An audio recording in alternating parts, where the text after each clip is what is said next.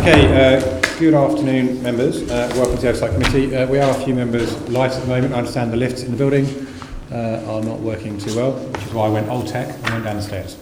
But there will be more members coming in shortly. Item 1 is apologies for absence. I've received apologies from Assemblymember Copley and Assemblymember Duval. I have a substitute, Assemblymember Eshononi is attending on behalf of Assemblymember Copley. Do we have any further notices? No, thank you. Item 2 is declarations of interest. Before I do that, I should just say to our guests, who I will welcome shortly, we have a few items of business. We're going to rattle through those very, very quickly, and then we'll come to the main item of business. So item 2, declarations of interest. Can we note the revised list of offices held by Assembly members as set out in the first supplementary agenda? And does any other member have anything else that they wish to declare that's relevant to the business set out on the agenda? I'll take that as no. Thank you, members. Item 3, membership of the committee. Can the committee note the membership and the chairing arrangements for the Oversight Committee made at the annual meeting of the Assembly on the 10th of May 2018 and as set out in the first supplementary agenda? Thank you. Item 4, terms of reference and standing delegations. Can we note the committee's terms of reference and standing delegations as set out on the agenda? Thank you. Item 5, re-establishment of working groups and panels. Can I ask the committee to agree to establish the working groups and panels set out on the table paper for the 18-19 year, with the terms of reference, membership and chairing arrangements set out, noting that the table paper sets out an additional term of reference to the education panel? And can I also ask the committee to agree to delegate authority to the chairman of the education panel, in consultation with party group lead members, to agree the topic, scope and terms of reference to the panel's first scrutiny investigation? Agreed. Thank you, members. Item 6 is the minutes of the meeting on the 20th of March 2018. Can they be signed by me as a correct record? Agreed. Item 7, summary list of actions. Can I ask the committee to note the actions taken from our previous meetings? Agreed. Item 8, action taken under delegated authority. Can I ask the committee to note the action taken by the previous chair under delegated authority? Noted. Item 9, which is the main item of substantive business. Apologies, Matthew, I can see you riveted by the previous items of business. Sorry. Item 9 is the Mayor's Social Inclusion Strategy. So I'd like to welcome Matthew Ryder, the Deputy Mayor for Social Integration, Social Mobility and Community Engagement, which is probably one of the longest titles in this building. I think possibly not the longest, but close. And also Sarah Mulley? Yep. And Julia Slay, who are Assistant Directors for Communities and Social Policy, and they are here to assist the Deputy Mayor in the questions that we have for him. Over to you initially, Matthew. Would you like to make an opening statement? If not, there are questions. I mean, I think I'm happy to do so. My understanding is the main reason I'm here today really is to talk about the social integration strategy, which we launched a couple of months ago. We also last week launched the Equality, Diversity and Inclusion strategy. So I hadn't planned to come and talk about that, but if you want to ask me any questions about that, happy to do so. We may stray into a bit of that as well, so that's fine. We have a sports strategy that comes out later this year, towards the end of the summer, I think. And as far as that's concerned, that will have social integration aspects in it. The Sport Unite strategy obviously spans both. So if the conversation moves in that direction, I may mention a little bit about that as well. Sure. But I say those things because you can see we've been busy churning out strategies to really put the work in the framework, which it didn't have to the same extent when I was last here.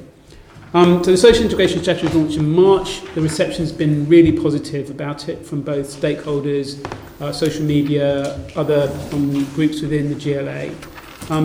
We spent some time, as you know, as I said when I was last here, working up our theories and our ideas and our research behind social integration. And we have developed a definition of social integration which recognises both the merits and the shortcomings of previous approaches. And it's set out in the strategy, but just to remind you, because I'm hoping you've read the strategy, I'm sure you have, I mean, you'll ask me lots of questions about it, but the social integration strategy, social integration is the extent to which people positively interact and connect with others who are different to themselves. It's determined by the level of equality between people, the nature of their relationships, and the degree of participation in the communities that they live. And the reason why we've come up with that definition, why we think it's important, is first of all, it tells my team, but also everyone else who we work with, what our starting point is. So it gives a structure to what we're talking about. Secondly, it moves us further than was the previous definitions, which were largely about social contact. And previously, a lot of the learning was about just how often you're in contact with people. We think equality and participation needs to sit alongside relationships in order to have a full understanding of what social integration is. So the Mayor's work on social integration has 4 parts. 3 are from the definition and the 4th is evidence. So it's relationships, in other words, promoting the shared experience, participation, supporting Londoners to be active citizens, equality, tackling the barriers and the inequalities Londoners face, and evidence, which is gathering evidence to measure and evaluate the state of social integration in London. We believe, just so it's clear, that evidence sits alongside the other 3. It's not simply a measuring and evaluation part of a strategy. It is a fundamental part of the strategy to promote social integration. The reason we say it like that is we believe that having an evidence base for social integration of itself helps Londoners understand what social integration is and feel more confident about the concept. Because without the evidence base, it's just fuzzy talk, and we want to make sure that Londoners understand there is something here, a resource that they can use to promote social integration between them. We've launched some flagship initiatives through the strategy so far. The London Family Fund, open on the 16th of March. We'll be awarding grants in August. Sport Unites, which launched on 21st of March. Workforce Integration Initiative, launched last week. ESOL Plus, first round open in April 2018, so last month. And the Social Integration Design Lab, which is currently being co-designed with councils, you'll have seen what that is from the document, should be starting in 2018, autumn 2018 rather, sorry. And we have a reward and recognition scheme, which I talked about before, that Team London runs, a volunteering scheme, which we think is a very good way of promoting social integration. It's a pilot scheme. We launched that last week, and we've been working on it since October 2017, and that's a pilot at the moment, which we'll be evaluating. So we've continued with our citizenship integration initiative, the pooled fund we had with Unbound Philanthropy, Trust for London. That's been very successful. We're now on the second round of secondees into that. And obviously, my social integration team has been working very strongly with the equality and fairness team. And so we've been working on lots of the overlap between the equality and fairness strategy and the social integration strategy. The Sports Unites programme we think is a very interesting programme. We put it in the social integration strategy because we think it really appeals to a lot of people who might otherwise have found the whole concept of social integration slightly bewildering. And it gives a practical, softer way of talking about equality, fairness and community engagement. But also, and I'm happy to talk about this in due course if anybody's interested in Sport Unites, we've already started thinking quite a lot about the practicalities for people working with us when we're talking about social integration.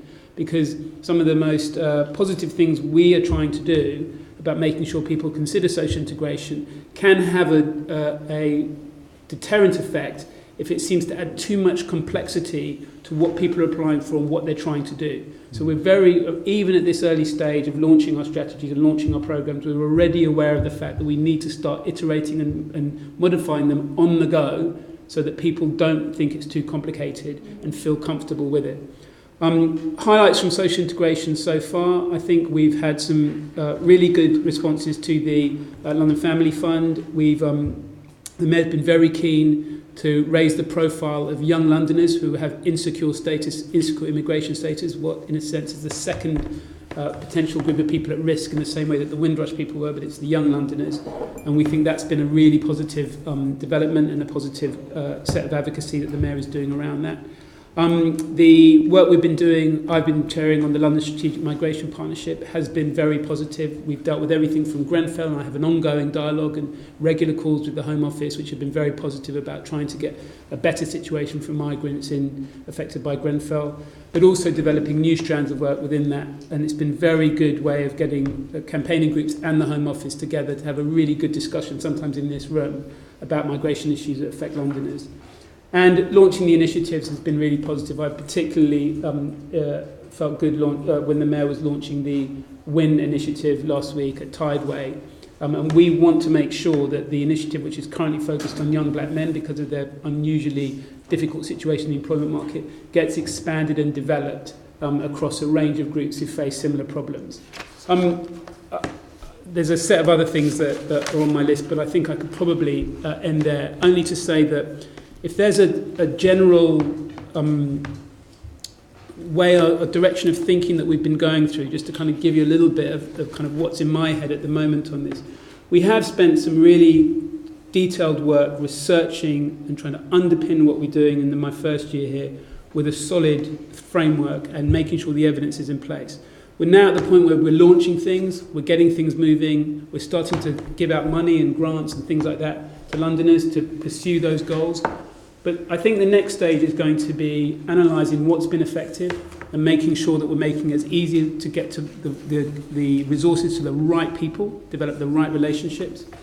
I think also if there's a kind of theme in what we're doing, one of the things that I think is quite important is that we're having to learn how to understand equality and social integration in a way that's not in the simplistic boxes of race, disability, LGBT, sometimes the very kind of divided ways of looking at things that you have within, for example, equality legislation.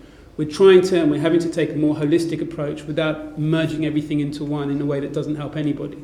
And it means that the Mayor's had a great focus on gender and women, and we've done some great work on equality pay gaps. We've got some really interesting work coming through on race, BAME Londoners, the ethnicity pay gap's been a very important step. The Mayor's been leading the way on that.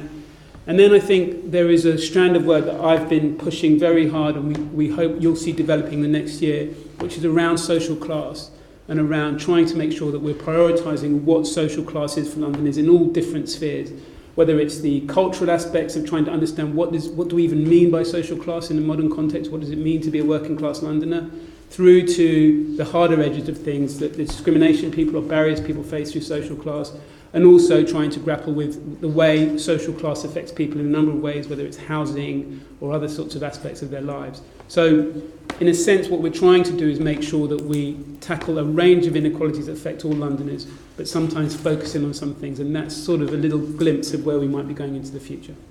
Okay, thank you very much indeed for that. There will be, you've covered a lot of the ground that we are going to talk about in more detail, I think. So a lot of what you've just said we'll ask more detailed questions on. A couple of housekeeping type questions to kick off with from me. First one is about process. The Equality, Diversity and Inclusion Strategy was published, you referred to it, was published last week. A working draft of that document was produced and considered by the Oversight Committee back in October. For All of Us, the social inclusion document, there wasn't... social integration, yeah. Yeah, sorry, I say social inclusion, didn't I? Is there any reason why a draft wasn't produced for comment before the final one came out? I'm aware of the fact that there was some concern about that, and we were all concerned that you were concerned. I think probably the best way to describe it is that Julia and Sarah, who sit with me, and other members of my team, did seek advice as to the right way to go about doing that. The impression that they had, and it may be simply crossed wires or misunderstanding, was that it would be more appropriate to launch it and then be able to then discuss it and present it to you at launch, rather than give it to you prior to launch, have a discussion about it prior to launch when it was already in the stage of development that might be close to finish. And so from that point of view, it seemed more appropriate, as we understood it, to be in a situation where we launched it and then brought it to you. Almost immediately we became aware of the fact that from your point of view that wasn't the ideal way to do it, and it would have been better to have you see it before it was launched. So it's certainly been a learning experience from us. We think there may have been some misunderstanding in terms of how it was operating amongst officers. We've taken that on board. I take responsibility for that, and I apologise to this committee that you didn't have it beforehand. So that's certainly I take responsibility for that. And we will make sure going forward that as far as we can, if there are strategies or things which you should have beforehand or you'd like to have beforehand, we want to canvass that with you. My own view about it, subject to anything anybody tells me now, is that it may still be the case that there will be things being launched that won't be appropriate or you won't be interested in seeing beforehand. But at least we should find out, make sure we have a clear understanding from this committee as to whether you want to see it first, and if you do, then be in a situation where you can have that benefit. Okay. Yeah, I think open channels of communication is a good idea on that. The second one, your remit, not so much your remit, but your place in City Hall has grown. I chaired your first appearance in front of this committee, which was not the year we just had, the one before. And at that time, it was very much a scene-setting meeting because you were fairly new in post and you hadn't had the chance to get your feet under the table. Now you have. So can you tell us about the teams that you've got under your direct management control? What sort of size they are, what sort of budgetary commitment there is to that? So I can give you some. We've tried to look at deal with this in looking at, first of all, who are within my direct team. So sport, communities and social policy, and Team London fall within my remit. So those are the teams that fall within my remit. There is work, for example, that Team London does that doesn't fall precisely within social integration work. It covers kind of broader areas, overlaps with education and youth and various other things. And so when I was thinking about how to describe that information to you for this meeting, I was really looking from the point of view of what's directed towards social integration work. So maybe aspects of budget or finance that I talk about now, which will be more about social integration work rather than the full breadth of what each of those teams do. But just to give you a bit of an understanding, I think in community and social policy we have 15 permanent posts, which is, I think, growth of, is it 6 or 7? I think the growth in permanent posts is from about 8 to about... Because we're going back to the year before last, yeah. Team London has 19 posts, and the sport team has 8.5 posts. In relation to the sports team, at the moment, they're not all fulfilled. There are 2 vacancies which they're trying to fill at the moment. So that's the current position in terms of staffing. In terms of budget, I would say, roughly speaking, the full budget for programmes for community and social policy is around 1.5 million, but some of that is rolled over. So there's, I think, at least 200 rolled over, and there's 200 also from the European Londoners portal for the European Londoners portal, which is a specific project. Okay. Team London, I would say, in relation to social integration projects, there are probably 3 big projects, and we've currently set aside a budget of about 800 for those 3 projects, but about half of that, a little over half of that, is for one project which will undergo evaluation, which is my rewards and recognition project. And so there's an amount there of about 300k, which we want to assess before we would be thinking about using that. We'd want to assess the evaluation of the pilot we're doing at the moment on that. And sport, generally, the first year of Sport Unites will be about 1.6 million. That's a lot of that is grants. Okay. So the staffing establishment is I've done a quick tot up from what you said, as long as I've written it down right, 50.5 posts, does that sound right? 15 in communities and 15, social 19 policy. And 8, yes. I think the 19 for Team London includes some fixed terms. But yeah, sorry, Sarah's got... I think it's about 32 on the establishment. Okay, I'm being corrected. It's about 32 on the establishment because some of the Team London posts aren't... funded by external grant. Okay. How many people were in post before you started? I'd have to come back to you on because it goes 2 years back. I'd have to come back to you on that. But that's fine. I mean, we will write to you afterwards, and that will be one of the questions that we put in, and a written response to that is perfectly fine. We're going to move on and start. That's it for the housekeeping type question. I mean, I would say probably Team London's similar in size to what it was. CSP's grown. It was a really rudimentary. Sorry, community and social policy has grown. It was a really rudimentary sort of set of different teams dealing with specific things rather than a cohesive group at the time. And community engagement team has expanded because of the importance of community engagement. At the time I came, there were only 3 people. There was, almost it had reached a point where there was very little being done on the community engagement side. And on sport, we've moved to have to take on, when we have 8.5 posts, some of them we've got funding for, a specific Euro 2020 post, things like that. So we can give you, so when I'm trying to explain to you how it's grown, what might be permanent posts, what aren't, I think it's important that I probably give that to you in a more structured way in writing. Yeah, I think that's perfectly fine. I think what we'll do, we'll, in the wash-up letter that we send you, we'll ask you that question. Yeah, that's fine. If you can break down the various different teams by number of FTE and also by funding, so whether it's funded by the GLA or whether it's funded from external grant. I do have a lot of that material. I thought you might ask me that, so I do have a lot of that material with me, but I think probably rather than been at risk of misstating something. I think it would spend a long time for you to explain it, and it would be much easier in letter. And I think members, judging by their faces, would agree that actually we'll take it by letter. Okay, we're going to move on and talk about initially the state of social integration in London. Assembly Member Shah's got the lead-off question on that. A question about the measuring the... Number 3. Actually, yes, we do. There was a third housekeeping type question. I thank Assembly Member Berry for being on point with that one.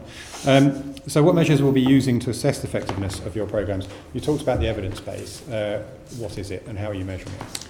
Okay, so I think if you were looking from the strategy, it's around page 68 or so of the strategy. I don't know, we have a couple of, do we still have a couple of copies? Maybe, I gave some, there are some spare copies with...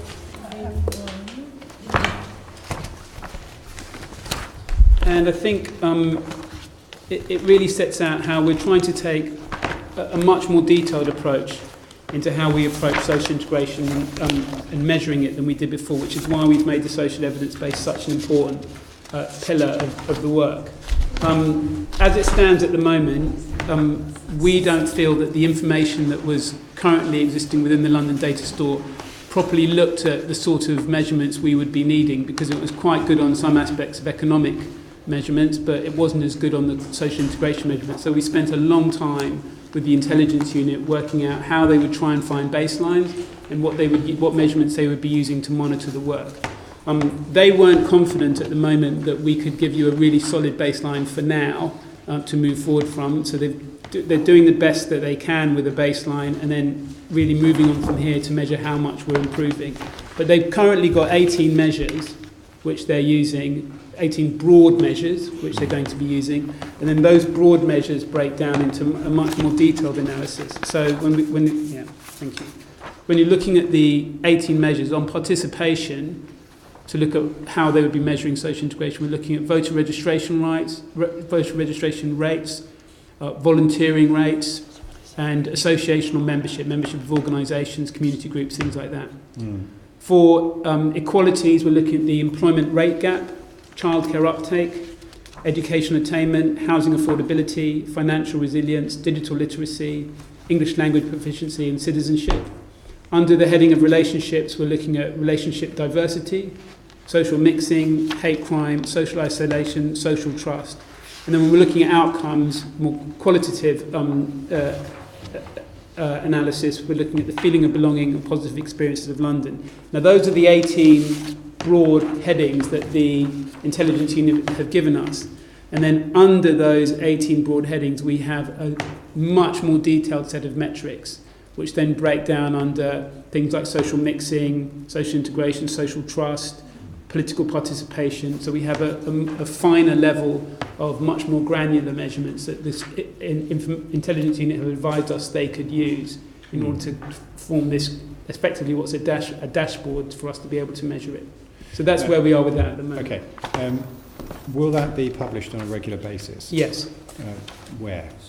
Well, I think there are probably a couple of places. I mean, we would be in a position where we could publish it independently, so just have it as an independent measure that Londoners can see, that the Assembly can see.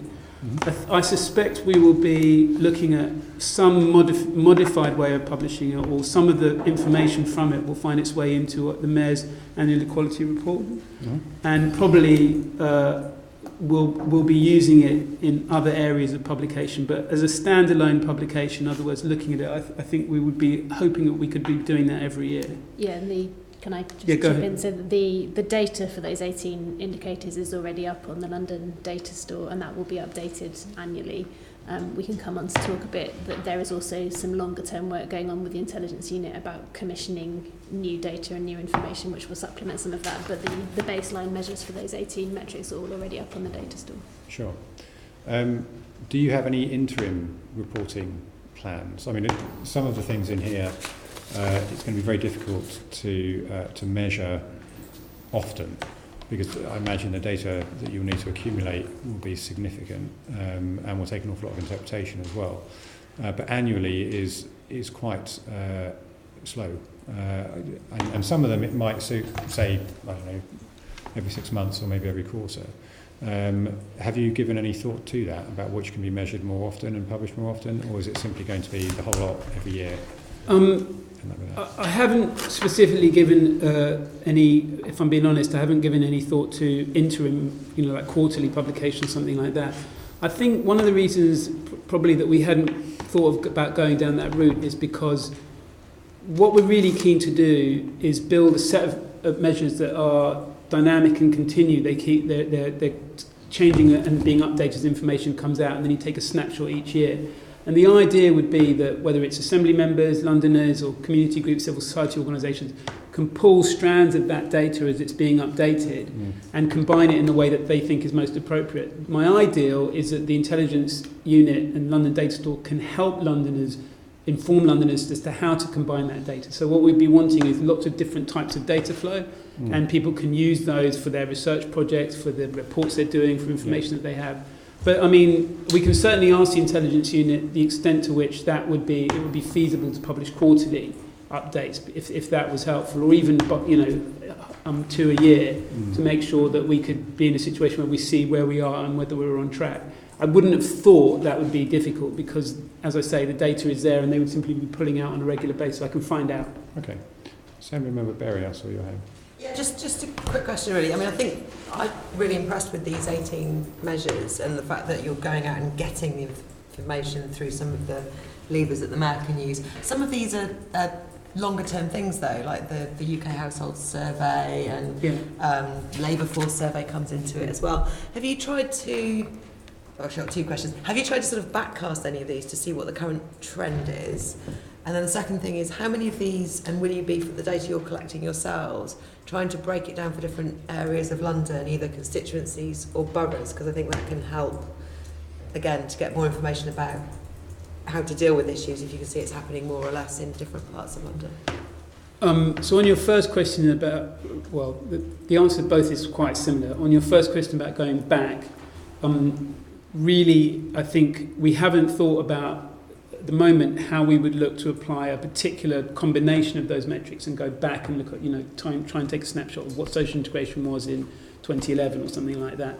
And part of that is because we're still at the process of trying to align the data in a way that we can make sure everything is kind of being collected in the same way and in a reliable way moving forward. So we probably wouldn't be reliable if we tried to do it going backwards. Some of the individual measures you can do that with, can't you?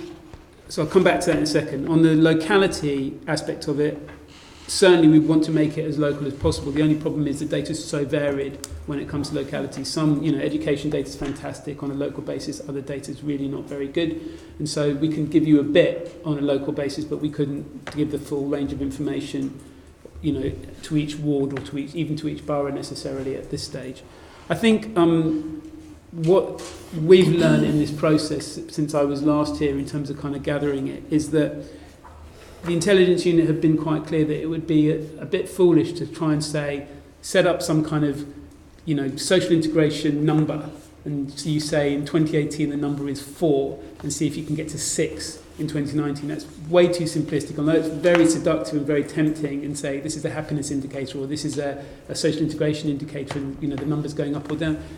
Life in London is much more complicated than that and the data is more complicated than that. So what they would do is they would have sets of data and they will give us an indication in a report as to how it will look or what their view is of how social integration has changed each year. But that will mean that some bits of data will be able to be more local, some bits of data you can combine them in different ways from different studies. Yeah. Sorry, 1 second, I've just been handed a note. Yeah, we're commissioning a survey. Thanks, Sarah. We're commissioning a survey which has a sort of larger London sample, and that should allow for more breakdowns. It's the one you commissioned. That's great. I don't want to overpromise because it gets very expensive to do big enough samples to allow both local breakdowns and other breakdowns. But part of the reason we're commissioning that survey is that a lot of the national data has very small London samples, which basically don't allow us to do any breakdowns at all. Yeah. So we're still working with the intelligence unit to get the spec for that survey right, but we will try and achieve a balance between being able to give more local breakdowns and breakdowns by other groups, for example, by ethnicity or age or some of the other characteristics. Okay, that's really useful to know. Yeah, and I was asking for more granularity, not for more simplification. Yeah, no, I mean, but one of the things I should also say is that there is an aspect of this, which is that we're using the way we're gathering data for social integration as a vehicle to just ensure that that the intelligence unit is updating how it gathers London's data, how it shares London data, how it pushes out and gives people access to London's data that can be used for all sorts of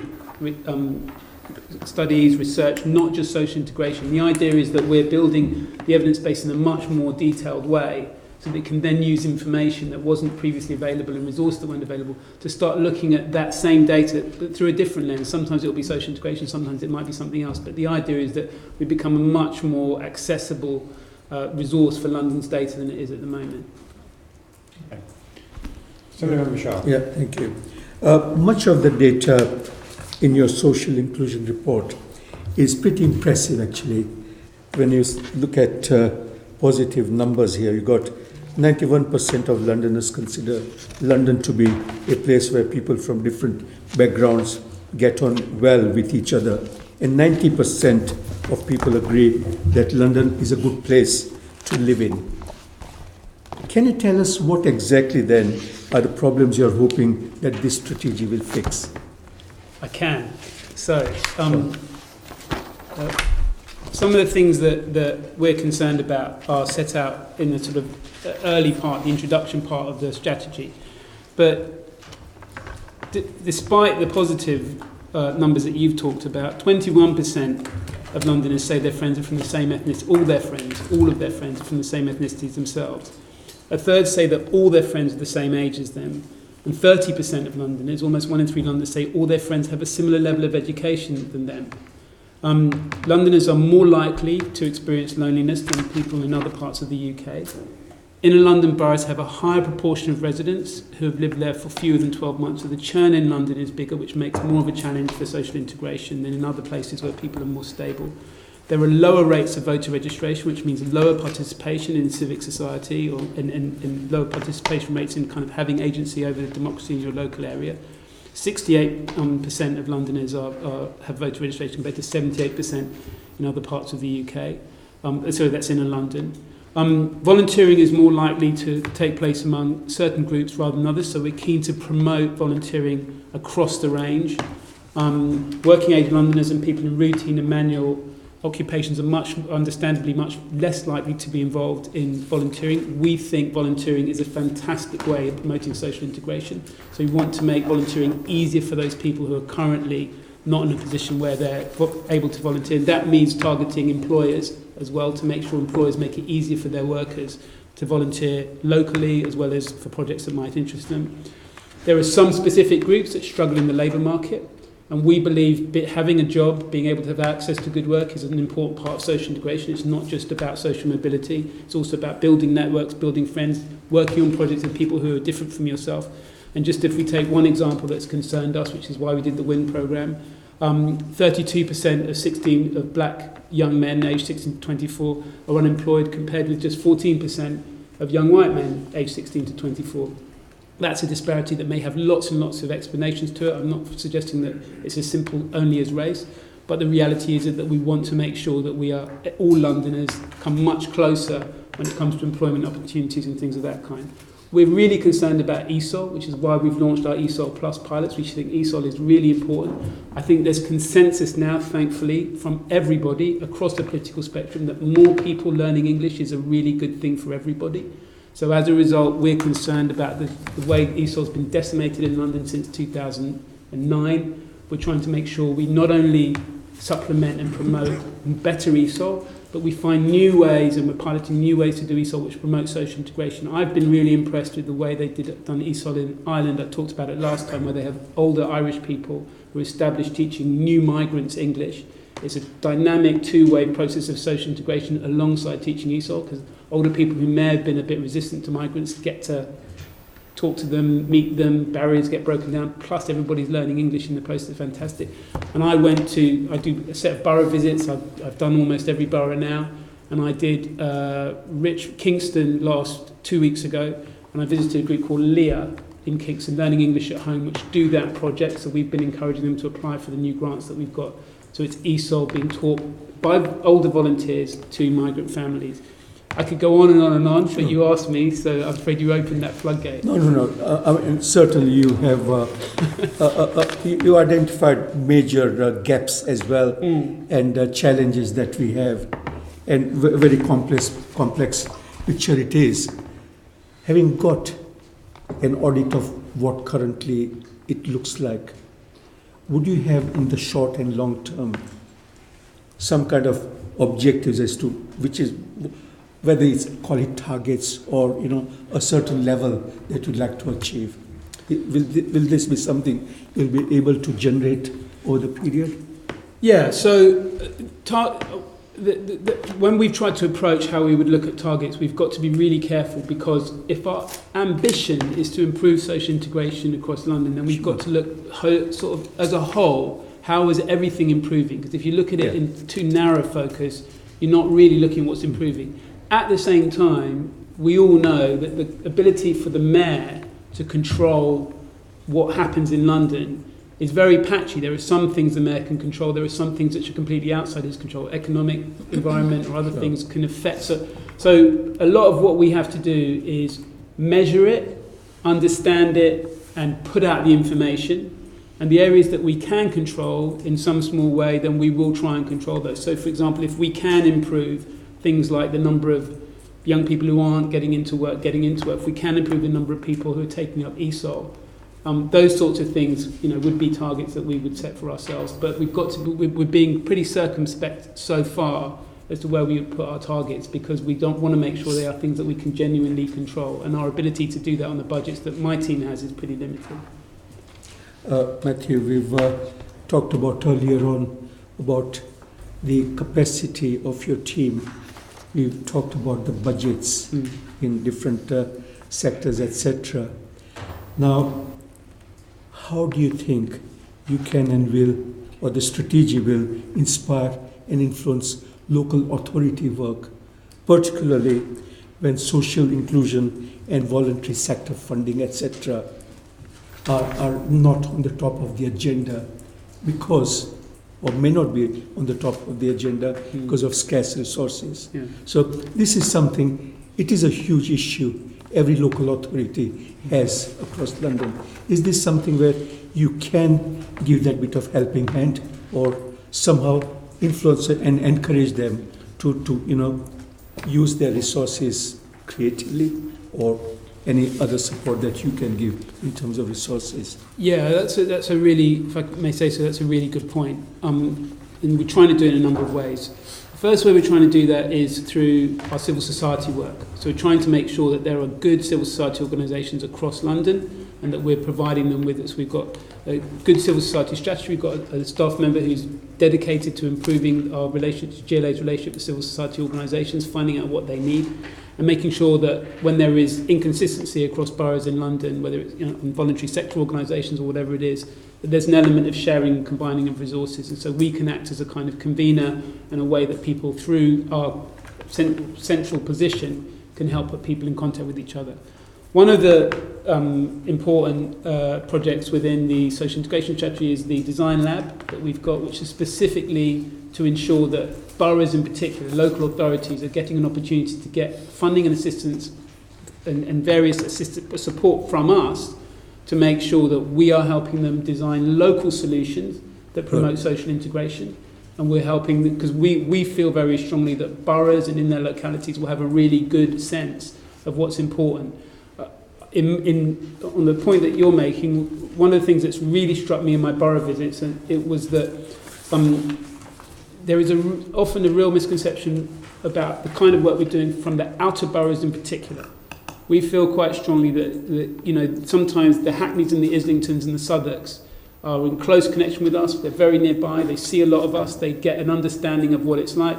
But the Haverings or the Suttons or wherever are in situations where sometimes those voluntary organisations don't see very much of us, and what's happening in those boroughs can feel quite distant from the GLA. So it's very important for us that those outer boroughs as well understand that we're interested in hearing their points of view of what works in their localities in particular.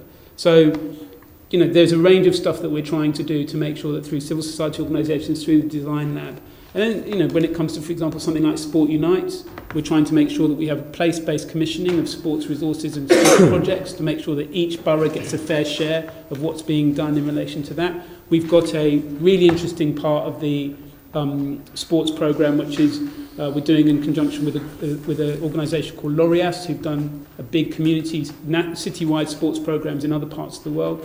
And we've worked very hard when we're looking at where we're piloting that work to make sure that we are looking at particular localities that have a good range of outer London, inner London, north, south, east, west, to make sure that all the boroughs are getting some attention if we can, and spreading that kind of the work that we do. So we are really sensitive to the fact that we don't have the resources to be able to push things to boroughs, but we do have the central perspective to be able to at least give each borough an opportunity to engage with us and get a share of what we do have.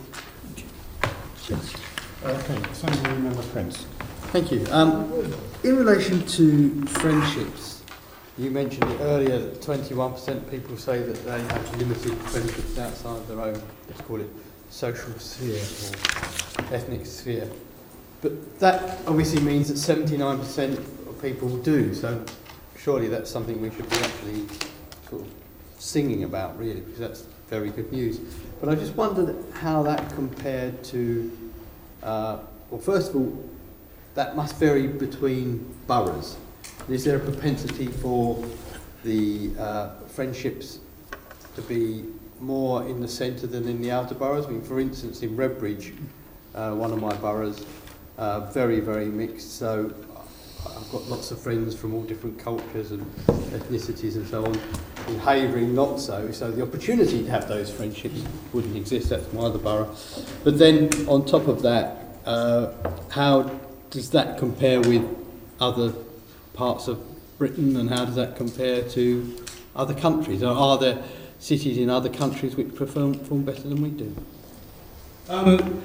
So that figure comes from the GLA Analysis of Understanding Society 2014-2015, and I think you're right to some extent when you're saying if you pull out a figure, for example, friendships of people from different ethnicities, how much does that inform you when you take it out of context?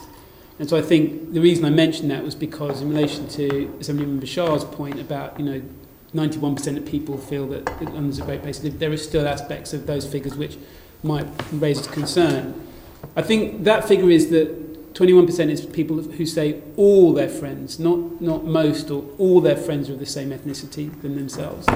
I think you do need to look into what's happening there. You can have that in certain circumstances where people just aren't exposed to others who are different ethnic groups. Ironically, my understanding is that people from minority ethnic groups tend to have much more diversity in their social circles because they're in the minority. So they're going to be seeing people who are the same ethnic group themselves and people who are different. People who are in the majority ethnic group are much less likely because their social circles or their work circles might not encounter different people. My understanding from the US studies that we've looked at was that some of what might be considered the most integrated or diverse cities in the US are not the most integrated. Chicago is notorious at being a very diverse city, not well integrated at all. New York doesn't rate especially high compared to somewhere like San Diego when it comes to the amount of social integration that goes on. So one of the things the Mayor's always been keen on is to make sure that the great diversity of London doesn't cause us to overlook where there might be a lack of social mixing. But I agree, you have to put those numbers in context, and I think certainly if we were going to update this 2014-15 survey, we would want to look much more closely at who are the ethnicities we're talking about when they're saying different groups, how does it compare in different parts of London. And I think to some degree it's important to put that in the context of other cities, but I would say the Mayor would probably say while we look at other cities as well, we're interested in what's happening to London. If every other city in the UK had poor levels of mixing, we would still be wanting to push, but we wouldn't be happy that we were the best. If we are, we'd still be wanting to see how we could do better. Just coming back on that Yeah. though, but if we found one that was better at it than we were, wouldn't we want to learn No, those definitely, lessons? definitely. So I think you do have to put it in context. All I'm saying is if it turns out we're doing really well, that wouldn't be good enough. Compared to others, that wouldn't be good enough for us. But I think you're right. If there are others that are doing better, then that's certainly something we would want to find out why we're not doing as well as them, for sure. Thank you. Could I just ask a question pursuant to that? Matthew, you mentioned North American cities here. Did you look at any European cities? I haven't. So the study that I saw was a US study. I haven't looked at the European cities yet. So we should certainly do that by comparison. That would be a very important comparison. I mean, I know a lot of this work. I don't know whether you've done for your. They don't do integration. I don't know whether you've done for your work. Have you read Robert Putnam's book? Bowling Alone. Yep. And there's and the follow-up work. Two follow-ups. One the latest one was about social capital in relation to children. Right. Okay. Yeah. So Robert Putnam. Some of the things you were saying earlier about the problems that London has absolutely fit in with what he said. So the decline in volunteerism, the decline in registration with voting, also a decline in trust between people. Decline in trust between people. I mean, I thought Bowling Alone was a really interesting study of how community organisations have started to fray and fall apart, and they don't have the same attraction for people that they used to have. I think my understanding of Robert Putnam's work now, I mean, just so you know, when I arrived in November 2016, we tried to have him, and we initially hoped to have him as a guest speaker at the Social Integration Conference I did here. Couldn't get him, unfortunately. Still would like to have him come. The only sort of asterisk on his work at the moment is that there are some that would say Robert Putnam's work doesn't properly understand or doesn't properly take into account social networks that are created in a modern environment through digital social media and social contact. And that's an element of his earlier work that needs to be updated to properly understand how people engage. Because when you were talking about early 2000s, when people weren't engaging in their local Bible studies class or women's group or bowling club, that's a different environment from when people now might form social networks around WhatsApp groups and Twitter sort of exchanges of people and meeting people in digital ways that they weren't before. Doesn't mean it's a substitute or replace it, just means it needs updating. Can I ask another question, or am I being greedy? No. While we're on this, I can really talk about this a lot. No, but while we're on Putnam and this whole thing, is that again with what we've covered so far, it doesn't really get around this problem of sunset segregation, does it? That somehow people have friendships and they can all say and we all get on, but actually everyone goes back to their areas. Yeah. So one of the things that there are two elements of that which we think are important. The first is that certainly the Mayor of London can't be prescriptive about how people socialise, right? And so there are always going to be ways that people will choose to socialise in a way that may not be as ethnically mixed or as socially class mixed as in other circumstances. People are going to attend churches that are different. People are going to attend some sort of social functions that are going to be different. And it would be wrong to be prescriptive about how people and who they should mix with in certain environments.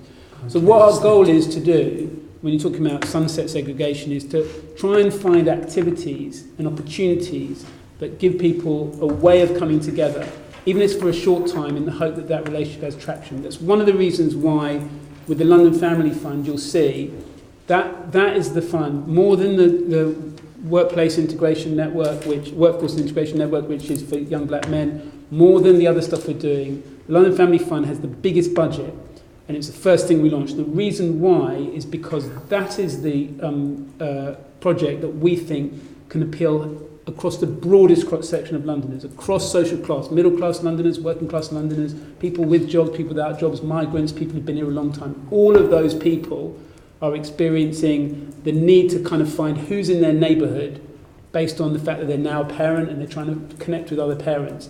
And it's the kind of moment in someone's life which has the most appeal, the most willingness to be open to new friendships. You suddenly find you have something in common with a neighbour who you didn't think you had anything in common with at all because you're bonding over the fact that you're both parents. And those relationships have the most traction. And so we think if you can create social integration solutions at that moment, that will have the traction which will carry you out of work into the weekend out of hours for that socialising outside of the work environment. So that's, I mean, we're aware of that, but we just don't, we want to be careful we're not too prescriptive in the way we do it. Just to pursue that point just a little bit, because I agree with you, it would be entirely inappropriate for the mayor or the mayor's office to try and dragoon people into telling them who they can and can't be friends with. That would be, to be honest, that would be a recipe for disaster. The 21% is, of course, an average across the whole of London. That means it will, by definition, it will vary across London. So in some places it'll be significantly better than others significantly worse. Do you have that data already? I don't know. It's a short answer, but what I've got, the numbers I've got are the best I think that I could get, the best we could find. So if we want to go deeper into it, we'd probably have to do an updated study. It's this sample size problem. So because this is based on a national survey, we just don't have a big enough sample at London at the moment to provide those breakdowns. Because we're using ethnicity as an example, but it may be other categories as well, of course. But 20% is quite a lot. Obviously, it's 1 in 5, and just from the purposes of looking at integration, that suggests that there is stuff that could be done there. And getting into that level of granularity, I mean, we all tend to think of it in terms of boroughs, but of course boroughs are, that's simply because it's convenient to talk about boroughs, but actually there will be subsets of boroughs where there may be a greater or lesser problem. I'm just wondering whether, going back to your comments at the introduction about evidence base, whether something substantial, and as I say, it's not just ethnicity, there'll be other characteristics as well, might be useful in terms of targeting your efforts going forward. Is that? Yeah, I think that's a really good point. We'll certainly do that. That's a really good point. Can I come back to Assemblymember Shah now? Okay. Matthew, last time you appeared before this committee, you talked about support provided by GLA to the victims of Grenfell fire. 1 year on, what is your assessment as to how the community have managed? The response that we've had to the GLA's work has been very, very positive. So the role that the GLA had in the initial weeks after was very good. I sent 2 members of staff down there from my team who were there almost full-time, pretty much full-time, until around September, October, when it seemed that they'd finished the work that the usefulness that they could have being on the ground. But it provided us with a lot of information, a lot of understanding of what was going on. You will probably have noticed that there has been no negative attitude about the way the mayors and the GLA have responded to Grenfell, which I think in the circumstances has been a tribute to the way GLA officers and the mayor responded quickly and effectively. And across the board, I think we did a good job in making sure that the Londoners who were there knew that the GLA was supportive. And I think, if I may say so, right across, Assembly members, everybody pulled together very, very quickly. So it made our job a lot easier to just make sure we were giving them the attention that they needed. I think in terms of the overall assessment, we're in a sort of completely different phase of the issue than we were a year ago. And just to describe that kind of transition, the phase we're in now is much more practical, where what we're looking at is the inquiry. We're looking at pretty clearly phase 1 of the inquiry, which will deal with the immediate causes of the fire, will be followed pretty quickly by phase 2, which will look at the broader issues. Phase 2, as we know now from last week, is going to have panel members as well as Sir Martin Morbick sitting as the inquiry chair. So we're in a situation where the evidence is being gathered.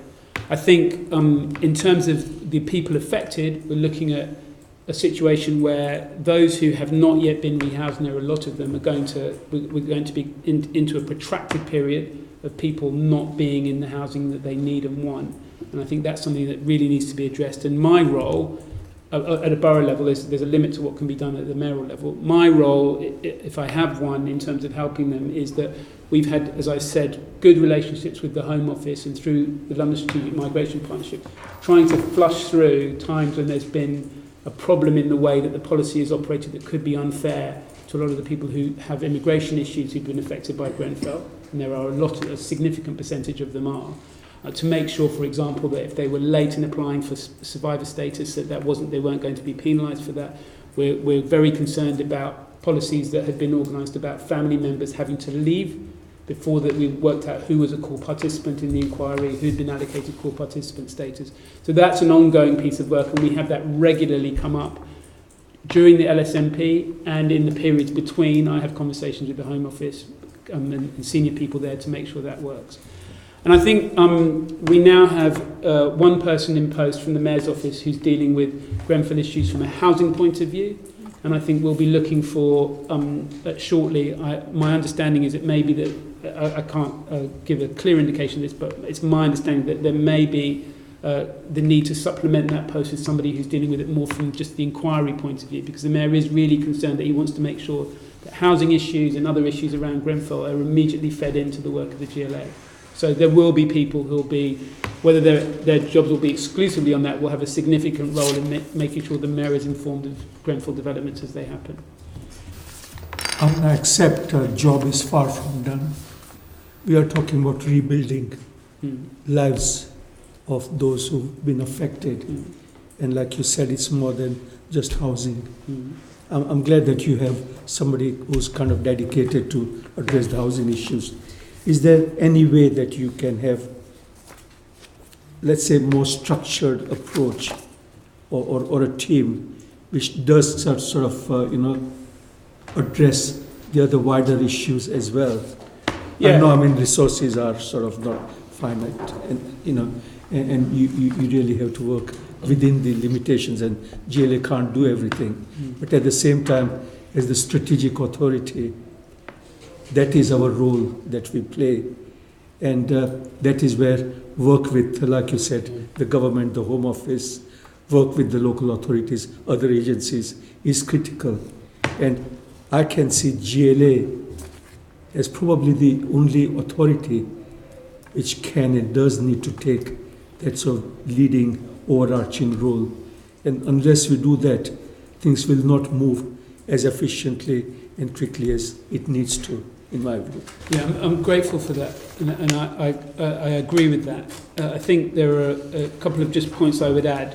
One is that some of the initial work we did was reactive, and reactive sometimes for people in crisis, but also reactive just in terms of benefit to the community. One example was we immediately teamed up with Street Games to put on sports events at Grenfell for young people there, just to make sure that there was some acknowledgement of the fact that people were in something, alongside the much more serious, substantive work that the Mayor was doing, trying to have a combination of making people's lives feel that there was still some attention being given to them on a cultural or social side, alongside the much more material needs that they had and needed to be fulfilled. And I think that's important because in addition to people's lives being broken, trust has been broken. Fundamentally, trust has gone from communities. Communities don't feel that the public authorities, in whichever name is attached to them, are addressing their needs. And so everybody concerned, including GLA, the Mayor, everybody needs to make sure that we are showing that we've got that support for them. I think probably the thing that is most relevant in terms of the work being done is that there's a government review, as you know, going on into some of the issues around Grenfell. And so we've got to be slightly careful that the Mayor doesn't set up parallel areas of work that are going to simply run across or going on at the same time. Simultaneously, it would be wrong for us to step away from it and assume that what the government is doing is sufficient. And so I think the Mayor is very keen for all of us who have a connection with it, whether it's my team or the housing team or whatever, to stay very closely informed about the government review and interpose the Mayor's views on what's going on when it's appropriate, to make sure that the Mayor's voice is being heard for things that affect Londoners when it comes to Grenfell, if he feels that what's being done in the review isn't being done in the right way. And there are consultations going on ranging from everything from rebuilding of certain areas around the location and renaming of things around the location through to all sorts of other things. So there are lots of strands of work going on there at the moment. As I understand it, the review might be taking them on. I don't know the detail yet, and we're trying to keep informed about that. I just wonder whether there's any way the Assembly members can be updated about the progress being made on a kind of regular basis.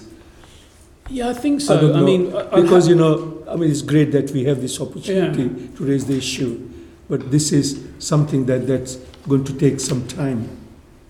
Yeah, I think and that's where I think. I mean, I've got to be a little bit careful because I can't start promising things for other teams and the mayor and suddenly get into a lot of trouble when I leave this room. But there is information that I get that I don't.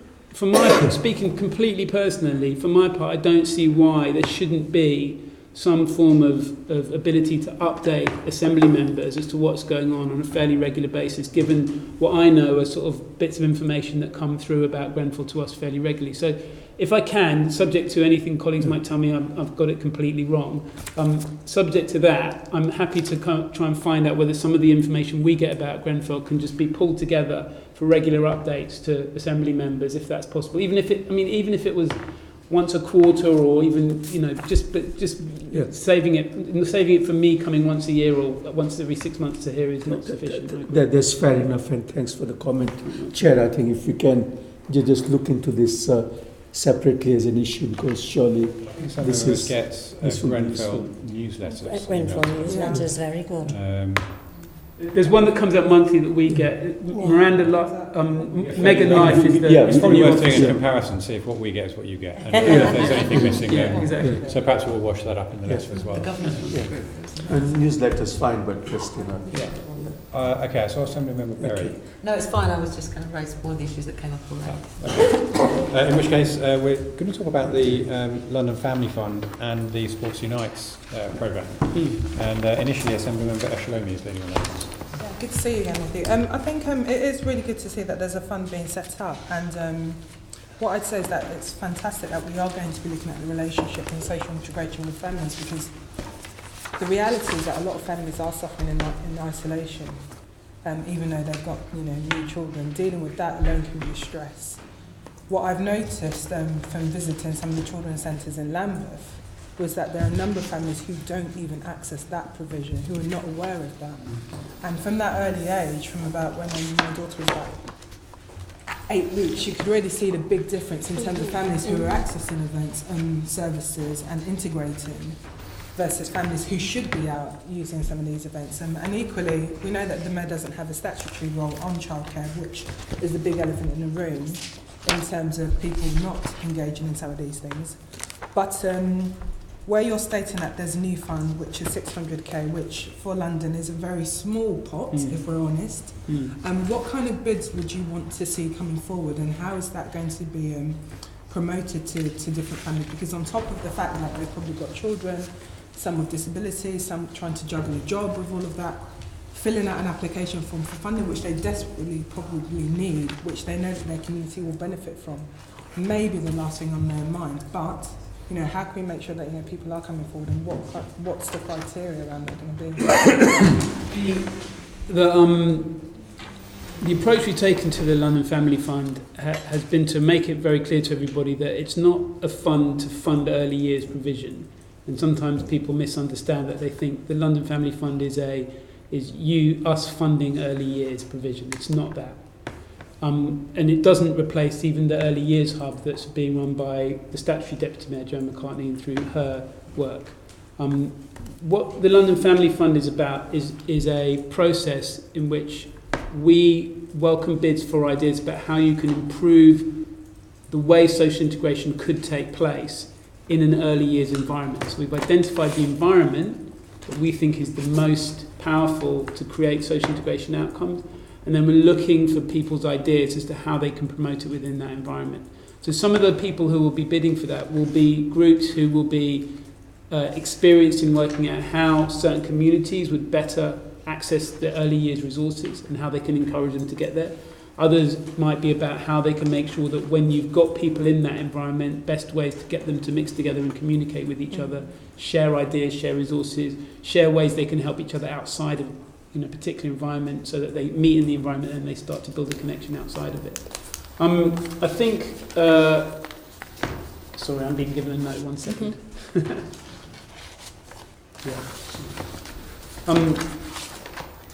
Sorry, 1 second. That's fine. I just want to make sure I'm not doing something. Yeah.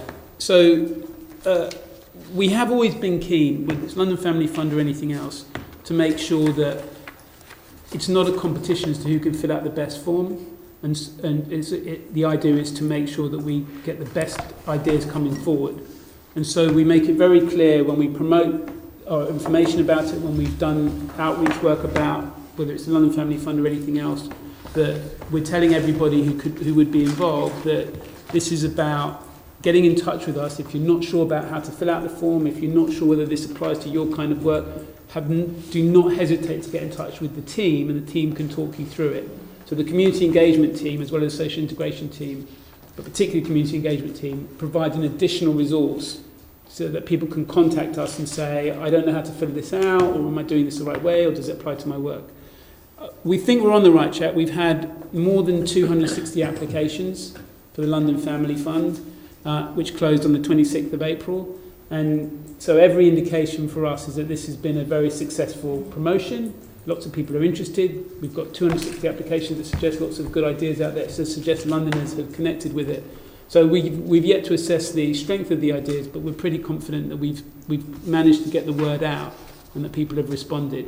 It's been a good reaction to it, for sure.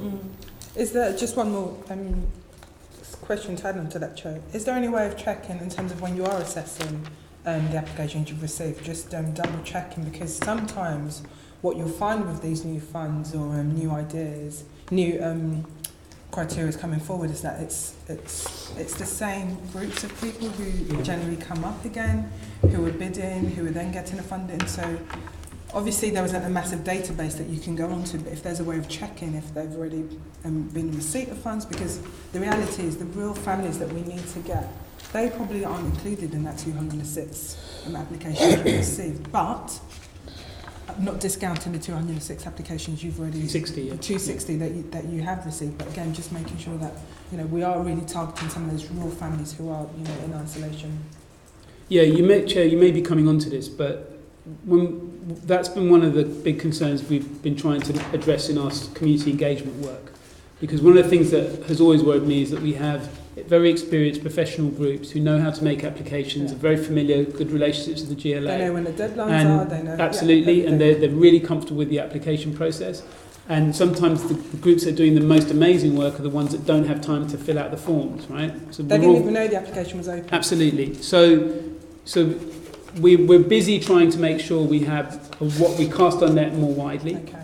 One of the ways we've done that is through our citizen-led initiative that you've seen under the community engagement work that we do, our citizen-led projects, which were deliberately targeted at giving small grants, so between £5,000 and £10,000, with the criteria for us of engaging with groups who don't currently have a good relationship with City Hall or an existing relationship with City Hall. So for example, with that group, we gave grants to Somali Londoners who we felt didn't have a strong enough relationship with City Hall, Bulgarian Londoners who we felt didn't have a strong enough relationship with City Hall. Some other groups, we had older BAME group, because we felt sometimes the BAME groups we had didn't really have a diversity within them. So we had one group which was very much about older BAME people. Yeah. And so we were trying to find ways to make sure that those smaller groups that we don't know much about have an opportunity to connect with City Hall.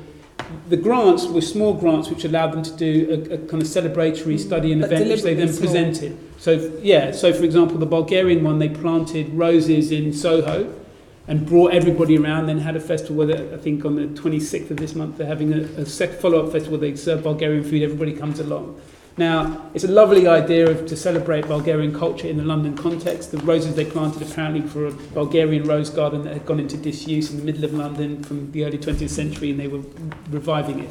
But that's only a side of, that's the label on the tin. The real purpose of the project is for City Hall to make a connection with this Bulgarian group, develop a better relationship with the Bulgarian community so that they feel comfortable and they're in the know when the grants are out there, that they can then apply, and it's not just the same old groups. So that's been a real concern of ours, to just find different ways to engage. The Somali project's amazing. That was a Somali poetry project. It was absolutely fantastic.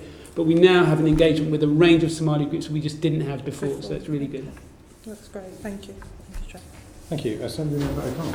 Yeah, I mean, leading on from that, I'm going to talk to you about the Sport Unites, but to me, the toughest group to get in touch with would be those who are lonely and those in isolation. because some of the groups you just mentioned are naturally groups already, though they're disadvantaged groups and have language as an issue. And we all know this, and we all know families and people that actually are on their own. And those people aren't going to bid for anything because they live on their own and they might be aged and that sort of stuff. And I've looked at it. Can I just say I welcome the report and it's very good stuff. Thanks, Matthew. But how would you speak to that issue about social isolation, people living on their own? I mean, some of your measures about how many people do they know in the neighbourhood, have they got a friend, a partner or something, and they haven't got any of those. How does your report address or try to address that really difficult one? So you're totally right to identify that as an issue. We're really concerned about it. Social isolation is a big issue. The main way we're trying to deal with it is to try and build it into the criteria for which our grants are being awarded, trying to make sure that we are encouraging those who are applying to us to make targeting those who are socially isolated one of the features of the work that they're trying to do. We're really keen to break out of the idea that, to look at it as most simplistic, that social integration just means get people of different races playing football together. We're trying to really break out of that because that's way too simplistic, and social isolation is a really good example of how it crosses a whole range of every ethnicity, every social class is affected by mental health issues and at the milder level just a sense of loneliness and social isolation. And so building it into the criteria is really important. With Sport Unites, we've made it something very specific, and within our sports strategy, you'll see when it comes out that we talk about social isolation as being a particular focus of ours in making sure that we are targeting people who aren't currently doing sport, because we feel sport, and we define sport very broadly, you'll see in the strategy, to include physical activity of all kinds. I mean, not literally all kinds, but of a much broader than just competitive sport. And in that regard, we think that dealing with social isolation will be a really important part of how we give out the grants to those organisations that are promoting physical activity and participation. So, I mean, I can go off on the tangent here, and I try not to, but one of the concepts that we talk about quite a lot is intersectionality, which is a sort of fancy word for meaning people who have two different kind of attributes. There might be LGBT and BAME, right? So you've got to kind of... But increasingly, one of the things we're concerned about is that we view intersectionality in a similarly simplistic way, that it's about being a woman and being gay, or being black and being poor, or whatever it is. And we always include in it just kind of particular groups of protected characteristics. You can be a middle-class...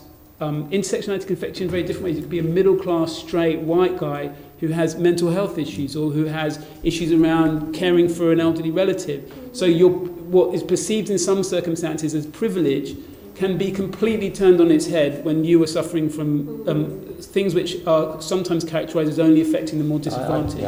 So we're trying to make sure that we don't make our criteria so simplistic that it's only looking at kind of that people are just approaching us on the basis of kind of stereotypical underprivileged groups, and their understanding that something like social isolation can hit everybody.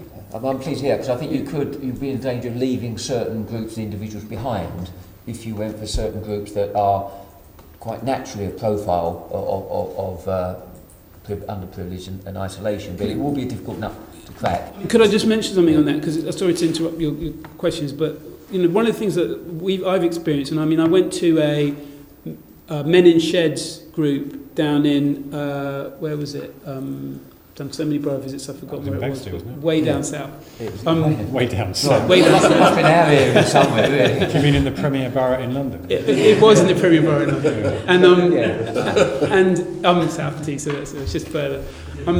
I cycled all the way down there in the rain. But the really interesting thing is when you talk to the older retired guys who are connecting with each other and they're dealing with social isolation in that sort of context, you have to make sure that the way you're presenting the programs that you've got or the grants that you're offering doesn't cause people to be either bewildered or to just pull back from them. So when you start explaining to a retired mechanic who worked in a particular industry for years and is now trying to meet with other people just because he's making some stuff in a shed, when you start talking to him about social isolation and social integration, it just It puts won't people get off. Yeah. And so you have to find the right way to do it, and that's a challenge for us that we're trying to meet. Can we talk just briefly, return to the Sports Unite, because Yeah, you yeah. talked about your sports strategy will be published towards the end of summer, Yeah. and that will be perhaps more funding around that separately at the end of summer. But as I say, we talked about they've got the Young Londoners Fund, which you're having bids for at the moment. We've got the London Together Fund with comic relief, and now we've got the Sports Unite Fund, which is and they have differences, but sport is the Sport can go right through them. is the thing. On this fund, you've got it's 1.6 million. Is this right, the Sports Unite Fund, or is it more than that? It's Sport Unite is 1.6 million for this year. Yeah, for this year, and then it'll be rolled. Yeah, and the full figure is 8.8, which includes 3 million from Young Londoners Fund. Okay, and how is it? Because obviously, some of us have been in this building some time, and it's been great work in what was the sports officers group and funding over the last 4, 5, 6, 7 years. How is this funding different? Is this funding different because it's hinging on your strategy? This is a different kind of sports funding, would you say, or not? From what we've seen in the past. Some bits are the same and some bits are different. So the bits that are similar are that there's a significant part of Sport Unite which is grant funding, right. Which is you've got grants, you apply for them, and therefore you get that funding for your particular project in your area. Right? And that's done before. The main difference between what was done before and now is the criteria. But the thing that is different is the work we're doing around place-based commissioning, right. Where we're doing a kind of citywide approach and doing these trials in particular boroughs, so that the idea is that you create areas within a particular locality that people know are where you go to get the understanding and resources and the GLA's kind of contact in relation to sport, so that you can, within your locality, get a much better understanding of what sport is going on where you are. The other differences would be the workforce stuff, that with development of workforce, sports workforce that we're doing. There's been quite a lot of good stuff around that in the sports teams in the past. I think Clubworks was really good, building capacity for small sports organisations. Our workforce initiative is going to be good in relation to that. And then there is a new strand, which obviously didn't exist before, which is our combination of sport and technology, so our sport tech aspect of what Sport Unite does, where we combine the kind of stuff that's going on with London Sport in the Sport Tech Hub down in Borough, to make sure that we're working with them to see what are the new solutions that can come across where you're promoting business through sports, so developing the new sport tech businesses. I've been to 4 meetings down there, pitch meetings.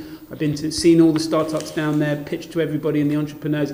There's a real buzz around the sports industry, and so it's another way to get sports solutions. Our role in that is to make sure that when they're developing these new and interesting sport tech, shiny sport tech apps and all the rest of it, that someone's thinking about how do you do that for ordinary Londoners in a way that's going to combine people's use of community sports, rather than developing all the startup energy and entrepreneur investment into kind of the next sort of wearable or whatever it is. But the thread of this is social inclusion. So what absolutely, somebody's different, obviously the whole thread. Yeah. The last point really is kind of around the learnings of 2012 really, because some of the ambitions around that was to create a legacy of sports participation. We remember that quite right too.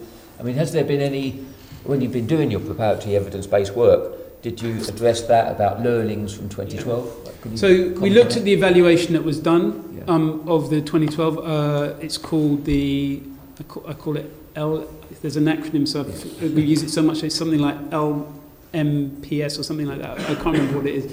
But we use the acronym so much I've forgotten what it actually stands for. But the assessment that was made of the legacy has been patchy. Some aspects of it were good. Some aspects of what the legacy are criticised. One of the criticisms is that when it looked at participation, it was the approach to participation was a little bit simplistic, and it didn't properly identify where you were just moving a group of people already doing some activity into doing another activity, rather than working out whether it was new people doing an activity. And so, our general view is that we also felt that there wasn't sports activity being done that was making sure people got together and used sport as a way of combining community kind of cohesion or community relationships, what we call social integration now.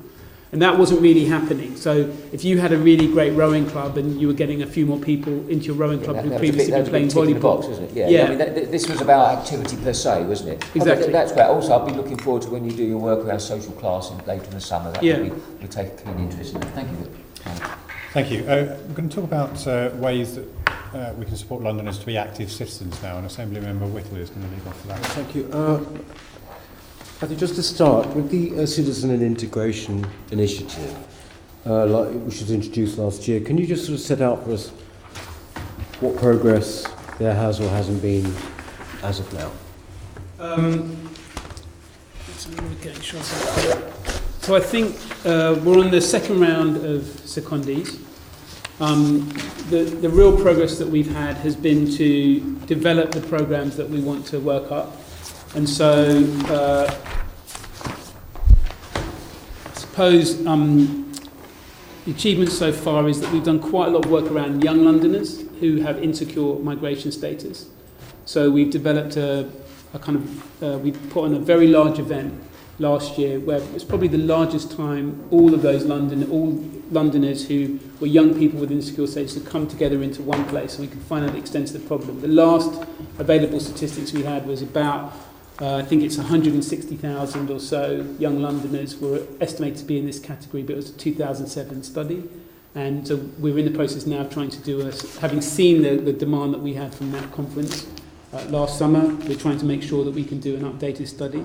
There's been quite a lot of advocacy around that now by the Mayor to make sure that happens. We want to make sure that we are in a position where those people can get better advice, which is why we've seconded people in from that organisation. And we think it is, we like to think we were ahead of the curve on that in the sense that we realise that the Windrush phenomenon has made everybody realise how people who are here have a right to be here and who are in situations where the migration status should be sorted out quickly are in circumstances where they can be put through a nightmare in the process of trying to get their migration status sorted out.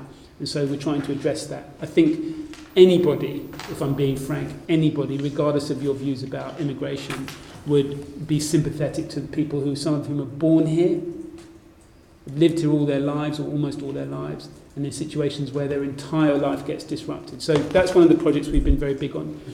Yes, I couldn't agree more. I don't disagree at all. But that sort of just happened to happen, didn't it? You know, recently. That was just. We've been working on it from last year. Right. Yeah. So we seconded in 2 people from that organisation last year, way before anything came up. I went to visit the organisations myself last year, saw their work, became absolutely convinced it was something we should be championing. We had the conference last summer when no one was interested in this particularly, right? And we've been working this up as a really important message that the Mayor should be saying since last year comfortably. So as a result, we like to think that we have been championing cause that, I mean, when I say nobody, that's unfair. There have been some people that have been talking about this for a very long time. But when I said nobody, what I really should have said was that it wasn't in the popular, wasn't in the press particularly spoken about a huge amount, wasn't in the popular mind. Immigration wasn't really focusing on this group of people and this group of Londoners in the same ways as it might be now. Now it's become a hot button topic, and what we're pleased about is we're in a really good position to be able to explain why it's so important. We have the data, we have the people who have been working with us on it. So that's been really good. And the Mayor's been committed to that for months and months and months. In fact, really, he's been talking about it since he took office. We've had a lot of work we've been doing on citizenship ceremonies. So we wanted to make sure, so one of the people we seconded in on the Citizenship Integration Initiative has been working on how can we improve citizenship ceremonies, how can we make them better, how can we modernise them, how can we make them consistent. Is there something more we could be doing in citizenship ceremonies that would make them more powerful for Londoners? Because I think when they were first proposed in the early 2000s, there was some cynicism about them. They're actually, if you go to and watch them, as I'm sure you have, including the one here, they can be very powerful moments. They could be really improved. We felt that, and so one of the secondees from Citizens UK has worked very hard on this and come up with some really great ideas, and we've explored all the different ways citizenship ceremonies could be improved. So we're about to launch a section of work on that at the moment.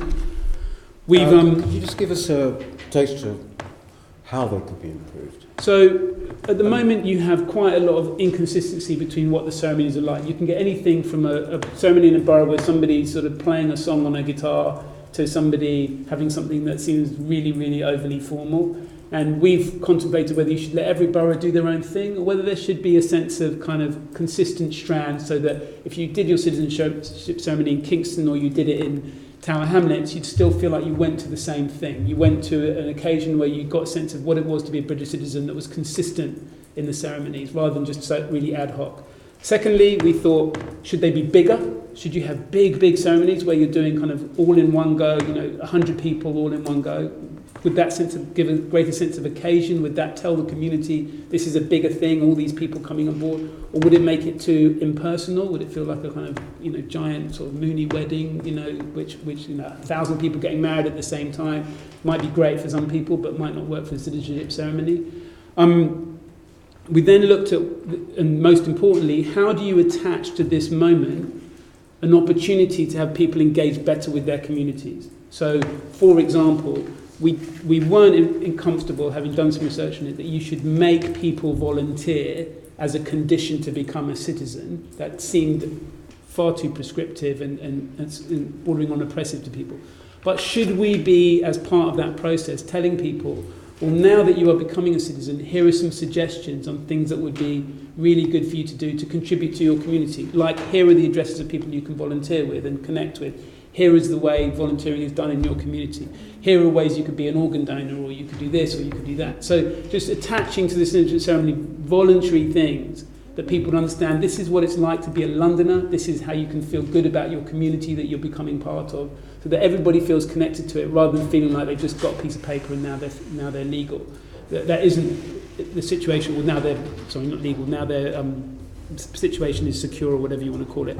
We don't think that's we think we can do more with the ceremonies. Voter registration is something else we've done on the Citizenship Integration Initiative. We spent quite a lot of time working out how can it be done properly, so that the mayor is working within the right boundaries if his teams are promoting voter registration work. We spent some time studying it. We think we can do it in the right way. We found, that it won't transgress any regulations or legal lines or anything like that. And we want to make sure that we're really promoting better participation, particularly of young people, in getting registered at a time when voter registration, specifically for students, has sometimes been patchy. Various things have undermined the process for students becoming easily registered, and so therefore we want to make sure that they know that they can. We also have been concerned with voter registration that while we know broad numbers from a study, I think coming up to 8-9 years ago, of what percentage of Londoners are registered to vote, we have no idea how that breaks down in particular communities. If you ask me now how many non-white Londoners are registered to vote compared to white Londoners, no idea. We don't have those numbers. And we certainly don't know whether there are some communities who are just not being registered to vote at all versus some who are very active. And so we want to be able to do some studies that could help give us some more information about who we would target. There is some patchy bits of information of that kind, but nothing that gives us a really clear picture, and we think that would be much more helpful. So I'd like to say then, basically when it comes to what you've been doing, it's the uncertain migration status, maybe making citizenship ceremonies better. Voter registration. And voter registration. And there's one other thing which we've been working on, which is a better form of welcome to people to come to London. So find a better way when people arrive in London, how they can get information about what they can do in London, how they feel, what it is to be a Londoner, and welcome them to their community. I think what's important to understand about the Citizenship Integration Initiative is that the first year and the first ideas that have come out have been focused on migrants in particular. But my emphasis to my team has always been that first set of work, although it's focused on migrants, because we don't run the pool fund, or we simply are part of it, and we can participate in it. We must have activity that can be scaled up to learn lessons and do the same activity amongst different broader groups of Londoners. So it won't always be confined. So if we're doing something about voter registration, we don't want it to be limited to migrants. Even if initially that's who we might be focusing on, or voter registration is a bad example, but whatever it is, we can scale it up. So just my second question to that is, you might have mentioned it there really by implication, born and bred Londoners, for example. I mean, how does the initiative affect that? I mean, will there be any emphasis on the born and bred Londoners? Yeah, so if you take something like voter registration, right, that affects born and bred Londoners as you're describing them as much as it would affect migrants. I mean, there are people who might be from a particular social class, particular ethnicity, born and bred, could be 2-3 generations of Londoners, if not much more, and they aren't participating in their local communities in terms of the democratic process, aren't getting involved in organisations, things like that. When it comes to, something like the welcome process or the welcome programme that we looked at, one of the things we've contemplated is, should you have a form of welcome that would be broader than just for people who are outside of London, but maybe looking at doing it more locally, so that boroughs would consider how do you make sure that you're disseminating information about what's going on in your borough, making sure that when people come to live there. And one of the reasons we started thinking about that is because there's a strand of work we're trying to think about around changing communities, regeneration, different communities that have had a historic population that might be changing, and we want to make sure that we're in a position where we're looking at them as well. Sorry, I feel like I'm taking up a lot of time with these answers, so... No. You're answering questions which are being asked, which is perfectly fine. Getting asked questions, so I'm just keen that members don't have a meeting within a meeting. This building. To be the people, therefore, would go, like in this welcoming situation, people from the local community, the settled local community, whatever, would go. Because it's interesting, if you look, you seem to have come full circle in a way. You look to the 1950s and it's usually mocked. But when migrants came, there were these very well-meaning committees of people singing London songs. Yeah. And during the height of multiculturalism, people saying, oh, that's just terrible and offensive and all the rest of it. But we're actually coming round, are we not, in a way, to a form of that again, because it's trying, the emphasis is on integration, isn't the whole point of this? Well, I mean, I think a good example of that might be the work that's being done through community sponsorship. Because community sponsorship is an initiative for settling, as you know, for settling Syrian refugees.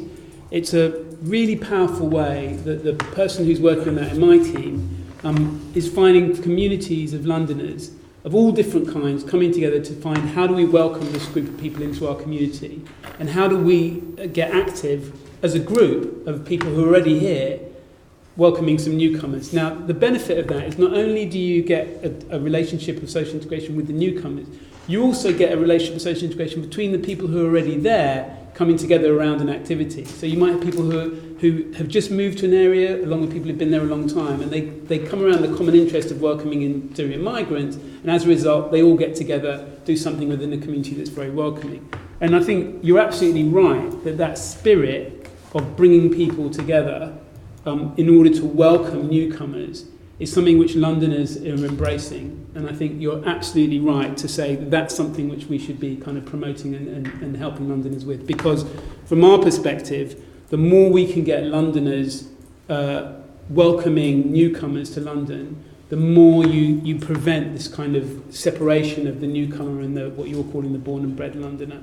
And it's particularly important in communities which are going through demographic change, where you've got a historic community that may be of low income in a particular area. They're starting to deal with demographic change within that area, to do with more affluent Londoners coming in. We have to find ways to make sure that the existing community and the new people both feel welcome in that space. It's too simplistic to say the new people coming in are the enemy, and it's too simplistic to say the people who are there already are just stuck in their old ways. We have to find a way that both those communities coexist and feel positive about what comes out of that change. So that's what we're trying to do.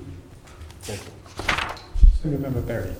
Okay, I just want to ask one question that follows on from that around the idea of welcoming new people, because citizenship ceremonies, it takes ages to become a citizen. I mean, by the time you're having one of those, you're usually quite well settled already. I just wondered whether you were thinking about doing anything sort of in the in-between part. So you're talking about the community sponsorship side of things. That's very specific. That's very specific. It's about vulnerable refugees coming over, and particularly from Syria. Yeah, it's the Citizens UK initiative.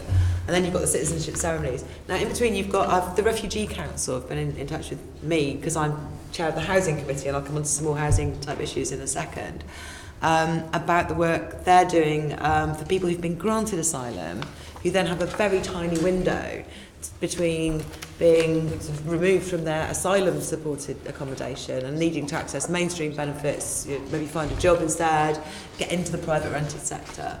And that is there can be a lot of vulnerability in that little window and a lot of difficulty, and it seems to me like your programmes would be completely ideal for that. They've asked for help trying to get tenancy deposit loans and other practical support like that. Are you looking at that as well? Is it just, I mean, I can't find it in your strategy, but are you talking to Refugee Council about that? I don't know if we're talking to Refugee Council. I could give you a specific answer to that because Hannah Boylan, who is the person who works on migration for me, is in touch with a huge number of refugee organisations and migrant organisations. So I would be surprised if she's not had some discussion with them. I've just asked her to provide me with a list of additional proposals. Okay, there's one for your list then. So I was going to say, if it's not on my list, I can see if she can put it on the list. Great, I'll send that on to you. Moving on to the question about voter registration work. I think when you answered before, you touched on the fact that there are some legal difficulties around what you're allowed to do in terms of promoting voter registration and voting. It's kind of been written into the law that we're more or less not allowed to do it unless we encourage other groups. It's not, I mean, we've been quite careful to get this legal as much as best as we can, and I think there isn't a difficulty doing it, provided, I mean, we might be saying the same thing, provided you're very careful about the way you do it, the boundaries that you set yourself. So it can be done. Yeah. I mean, it would be ridiculous if you couldn't promote voter registration because it's such an important thing. Yeah, but you can't, I understand that you can't do it directly, you have to support other groups. Yeah. Who are impartial groups. Yeah. And does that mean you do or you don't have a budget for this work? Again, your strategy doesn't really say in detail what you're doing on voter registration or say what the budget might be. I think in terms of the strategy, we haven't broken it down into each of the projects within the Citizenship Integration Initiative. But, I mean, at the moment we've sort of pretty much got to the final position as to what we will be doing. And I think the budgets are if they're not confirmed already, they're being confirmed on those. But I can give you a breakdown of those. I should be able to. But you've managed to get around the legal issues around putting a budget behind voter registration work is what I'm asking. I'm slightly nervous about answering that question in the wrong way. Okay, well, the reason is because the way you put the question, I don't know if that has some magic to it, and then if I say yes, I've got it in the right. I'm not saying you're trying to catch me out. It's not a trick question. No, I know it isn't. I just think I've just got to be slightly careful. So this is an indirect answer to what was a very fair, direct question. The indirect answer is we've made sure we've got legal authority to do it, and we have trying to make sure we have a budget to do it as well. If that is the answer to your question, then I hope it is. That's fine. We can find out later, I think. That was the question I was supposed to ask. I want to ask more about citizen... In fact, sorry, I think we're actually in the process of having commissioned some work, so we've gone further than a budget. Right, great. Before you ask your supplementary, just for members' benefit, 3 members have had to sort of peel off and leave us. The quorum is 5, which is what we have at the moment. So if any of you need to even go to the toilet, we'll be in quorum and we'll have to stop the meeting. So just to warn you, through the rest of our questions. That's not an effort to encourage you. I'll stop drinking water. It's just a gentle warning. Senator Member Berry. Okay, so I did want to ask you about citizen participation. That's a big thing for me in my work, and also, as I mentioned, I'm chairing the housing committee. And you talk very briefly about issues to do with participation in decisions during in the chapter on citizen participation. And then when you talk about barriers and talk about the impact of the Mayor's housing strategy, you don't mention resident participation as an issue there. So I wanted to sort of say, not tell you off exactly for not consulting us on this, but these are aspects in which the Assembly might be able to help you with the next iteration of this strategy, to doing the integrating parts between the different aspects of this, because I think there is a huge issue around citizen participation in housing decisions. And the Assembly is looking at that as part of one of the housing committee meetings we're having next week. We've had a series of meetings about it. We'll be making some recommendations that we hope can feed in. Could I make a comment on that real quick? You can, because I think I might know the answer. Okay. And is the civil society strategy intended to address that? Yeah. And can you tell us more about that and how we might feed into the civil society strategy if it isn't already done? So I'll deal with the second point first, the civil society strategy. Yes, in part the civil society strategy is to deal with that, not entirely. But the civil society strategy is, we'd certainly welcome input on it. So we'd certainly welcome your views on it. And we have a member of the team who's focused on working to a very large extent on improving our relationships with civil society. So from that point of view, it'd be very easy for you to meet with the team, get an understanding of what we're doing in that space and feed into it. So that would be fine. In the first way I was going to answer, or the first thing that came to mind when you were talking about housing is, I know you'd appreciate this already, but I'm grateful genuinely that you've been through this strategy and read it.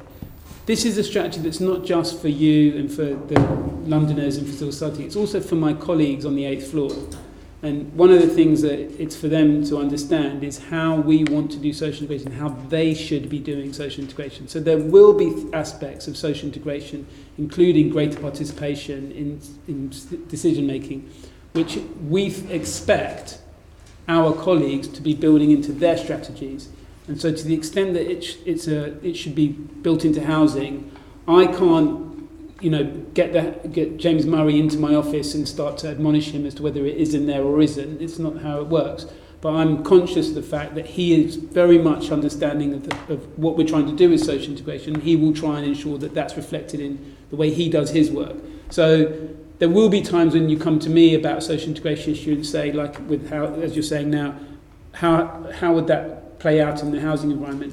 But I would also say to you that don't think I'm the only one who's literate on social integration on the 8th floor. All of my colleagues are too. All of them understand this work. And if you have an issue about how that should be playing out in culture, transport, housing, police, don't feel shy about taking a social integration issue to them. And they will not push back if you say, look, this was in the social integration strategy. How is that in the housing strategy? They'd welcome that in the same way I'd welcome the equivalent to me. Yeah, so obviously this has come out during the period when the housing strategy is going from draft to final. So you've fed in some of these principles into that. Well, we've had how you describe fed in, it's about how specific it is. We've certainly had dialogue with them over what we expect to see in the strategy. We've certainly talked to them about what we think should be reflected in housing in this strategy. That there may have been, I don't know, there may have been an aspect of the work that was being done when they were in the middle of drafting something or negotiating something or working something out, which is why it didn't appear more explicitly in our strategy. I don't know the answer, and I can't know the answer in relation to every single team and every issue. But certainly they have had a dialogue with us over what they think of our strategy. They've seen drafts of it, they've understood it, and it's exactly the same way as the process that would happen with any strategy. They get an opportunity to see it and explain to us what they think about it insofar as it affects their area. Okay, that's really useful. Back to the civil society strategy. Yeah. Can you be more specific about that? It seems to be not just about the GLA's relationship with civil society, but also supporting communities to do more of that in general.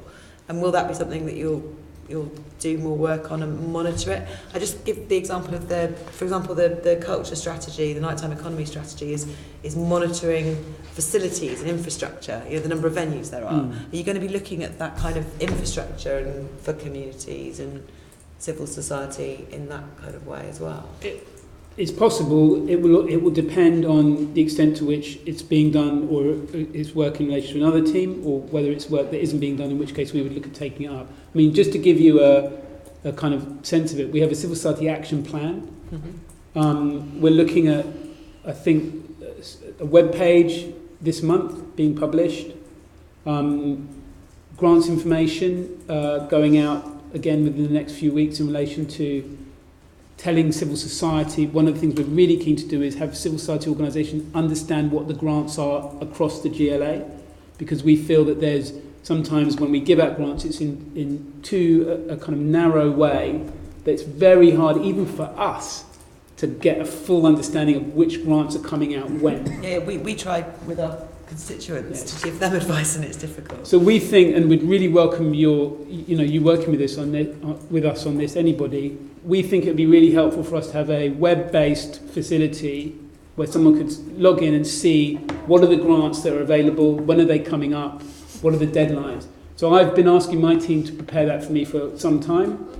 We've gone through a number of iterations and attempts to do it. We've got some really, as I say, the people we've got working on it now are really trying to take it to the next level from what was initially just a table, which would have been a PDF table. It's not good enough, so we're now trying to do something a bit more web-based. We may need to look at what resources we need to kind of take it to the next level. We've got civil society ambassadors that we're trying to pull together, so make sure we've got a kind of really good group of people who can champion the civil society voice. The stuff that was done with The Way Ahead back in 2016 was really helpful to educate us about what civil society needed, but we want to make sure that we're looking at who would we help us champion civil society work. We've joined London Funders, as you know, which has been really important. We were just kind of participating. We've joined now, which is a way of us better engaging with those who are doing stuff in civil society. We've been looking at better ways we can do philanthropy as well to make sure our philanthropy efforts are more focused. So, I mean, there is a fair amount of work to do that. It would take me a long time. I wasn't really asking you to describe everything that's in the civil society strategy. I was kind of asking, is it going to be published? Will we get a chance to talk to you about it before it's published? Is it a document? You described some things that are starting sort of next week. I'm guessing it exists. I'm being a little bit careful about it because I'm not sure.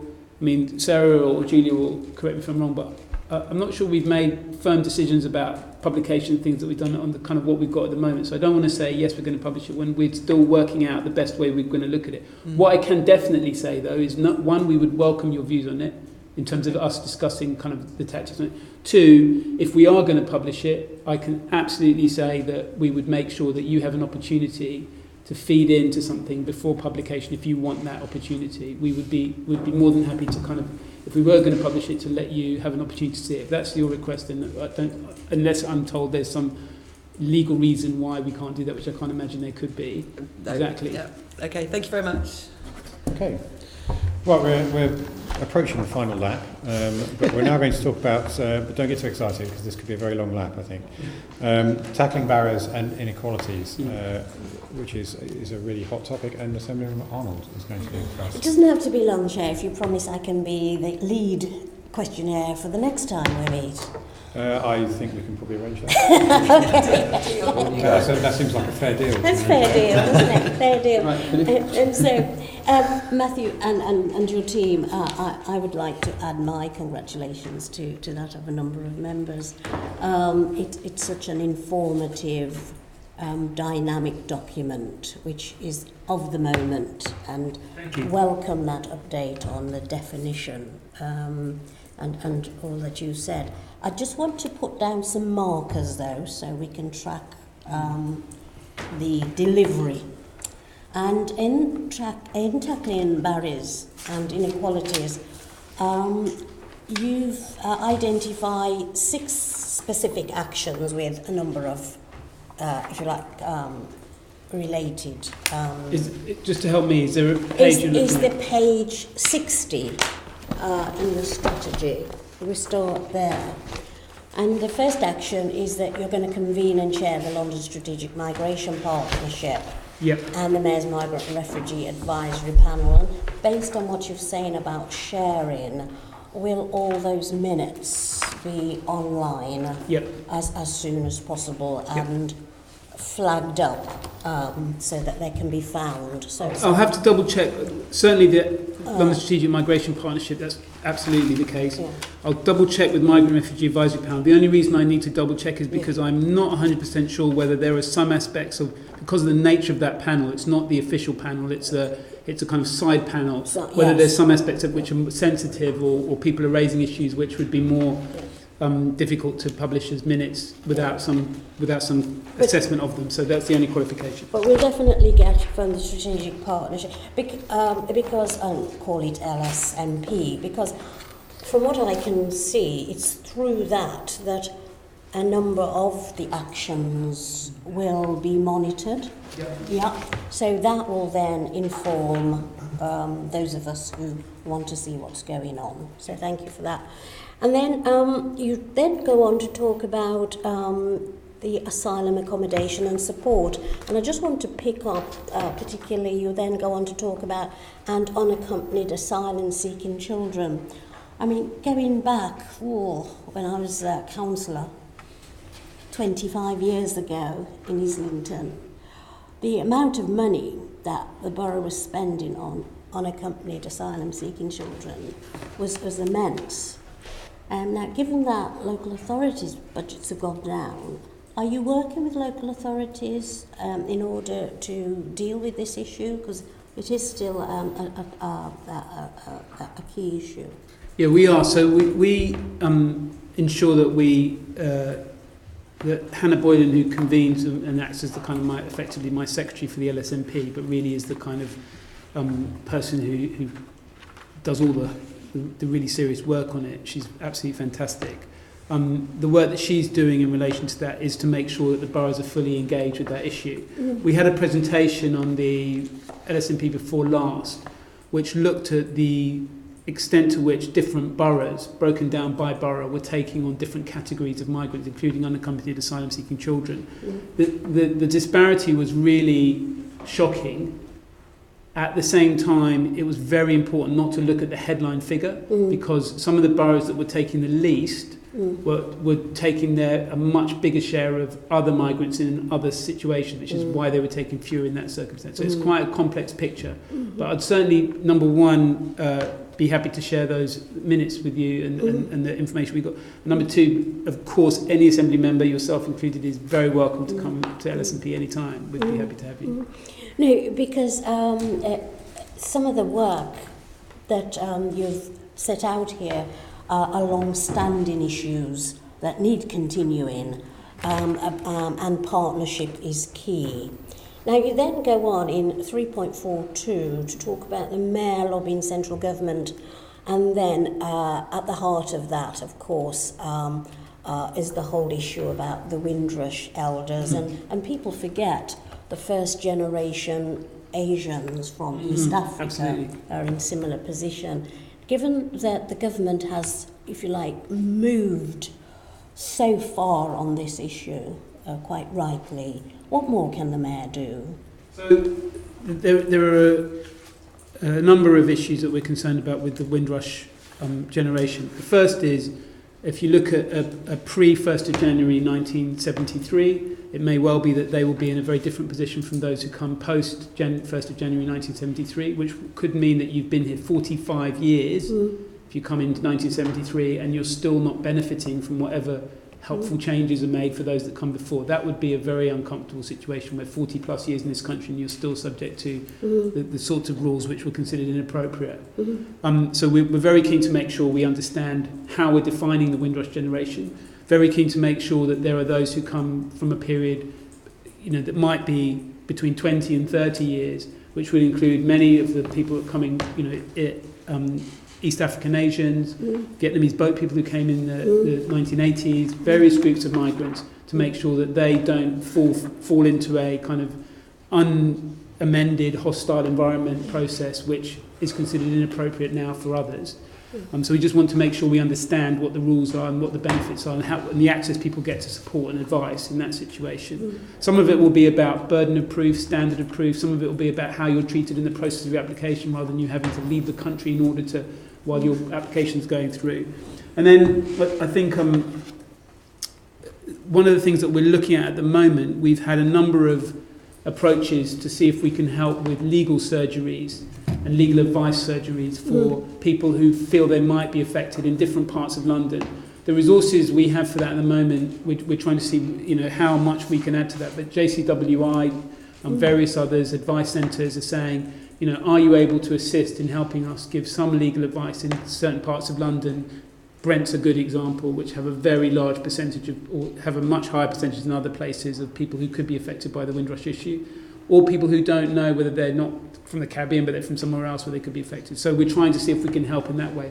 My own experience of it is, my own mother is a Windrush generation migrant. She also worked in citizens' advice when they were trying to register people back in the 70s and 80s to try and make sure people were registered. And I think there are two things that are really important. One, people have to be treated fairly, and we have to reduce the kind of harshness with which people are treated when they're trying to get regularised. But number two, which is also very important, people have to understand that now is the time when we give them the resources and the information to register, so they don't find themselves in this situation where they don't have the documents. Now's the time to get people the documents and make sure they get them. I attended a surgery in Brixton, run in part by the Black Cultural Archive and some others. And there were some, older generation Caribbean people there saying, every sympathy, but I went and got my papers, and I need to educate people my age to go out and get their papers too. So that's really important. I mean, just for the record, I'm a Windrush child. I only got papers because my mother was a gadfly and wanted to travel. So thank you for the work you're doing there. And that, again, going back to the Strategic Migration Partnership, that's the sort of issue that would be dealt with through that partnership, because you're bringing together there all those organisations with the skills. If I'm being fair, the Home Office, my recent conversation with the Home Office has been them saying we want to put this on the agenda because we want to understand what we can do on this. Yeah. Any idea about the numbers in London? Because, I mean, it's national. Know. We haven't got an idea, have we? No, that's such a hindrance. But, yeah. And then I did have some issues about homelessness and so on, but I'm not going to go over it because Sean has covered that. Let me go on then in terms of page 62 and is that Citizenship Integration Initiative. So what do you call it, CII? Yeah. Through the CII. And again, that was to access their legal rights to citizenship and residence. Isn't there a danger there, because it's so resource heavy, that you could run out of resource? Or, I mean, it just seems like you would need quite a deep well to deal with that. So the way we're trying to do that is that we have the pooled fund from Unbound Philanthropy and others that forms the Citizenship Integration Initiative. Mm-hmm. They fund us to get secondees from organisations into City Hall. Mm-hmm. And so because, I don't want to sound like I'm boasting on behalf of my officers here, but they have been very forward-thinking on this. And they identified Let Us Learn and Croram Children's Legal Centre as a really valuable partner to come and be the secondees into our organisation as long back as last year. And were busy telling me these are the people we need to work with. So Let Us Learn is started by a young woman who is now one of the secondees in City Hall. Yes. And she is helping us to work out the best ways we can attack this problem that makes sure we don't pour endless resources into it in a way that would be unsustainable for us, but just make sure that we're assisting her in doing her work. And a lot of that actually is helping promote the key asks they've been making of government. So you may have seen the Mayor wrote to the Home Secretary yesterday, specifically asking the Home Secretary to do a number of things to adopt the kind of perspective that Let Us Learn have on this, and to meet with Let Us Learn, because it's so important that they are their voice is heard, because there's such a well-focused organisation on this issue. That's how we try and do it, and that's the whole way the Citizenship Integration Initiative works. You bring people in, and they can help you promote that goal or this idea or this way of working without it being resource heavy on the GLA. And again, we have no figures about the scale. Best figure we have is 160,000 from 2007. Right. That's a long time ago, so we're trying to, at the moment, we're trying to get more up-to-date figures. They've explained to us that one of the problems is because of the environment, it's been harder to get accurate figures, but we're in the process of trying to commission a new study to get accurate figures on it. But it's a lot of people. Oh, good. We'll follow that. And then 3.52, reducing young people's registration as British citizens by abolishing the £587 profit element of the 973 citizenship fee. I can update you.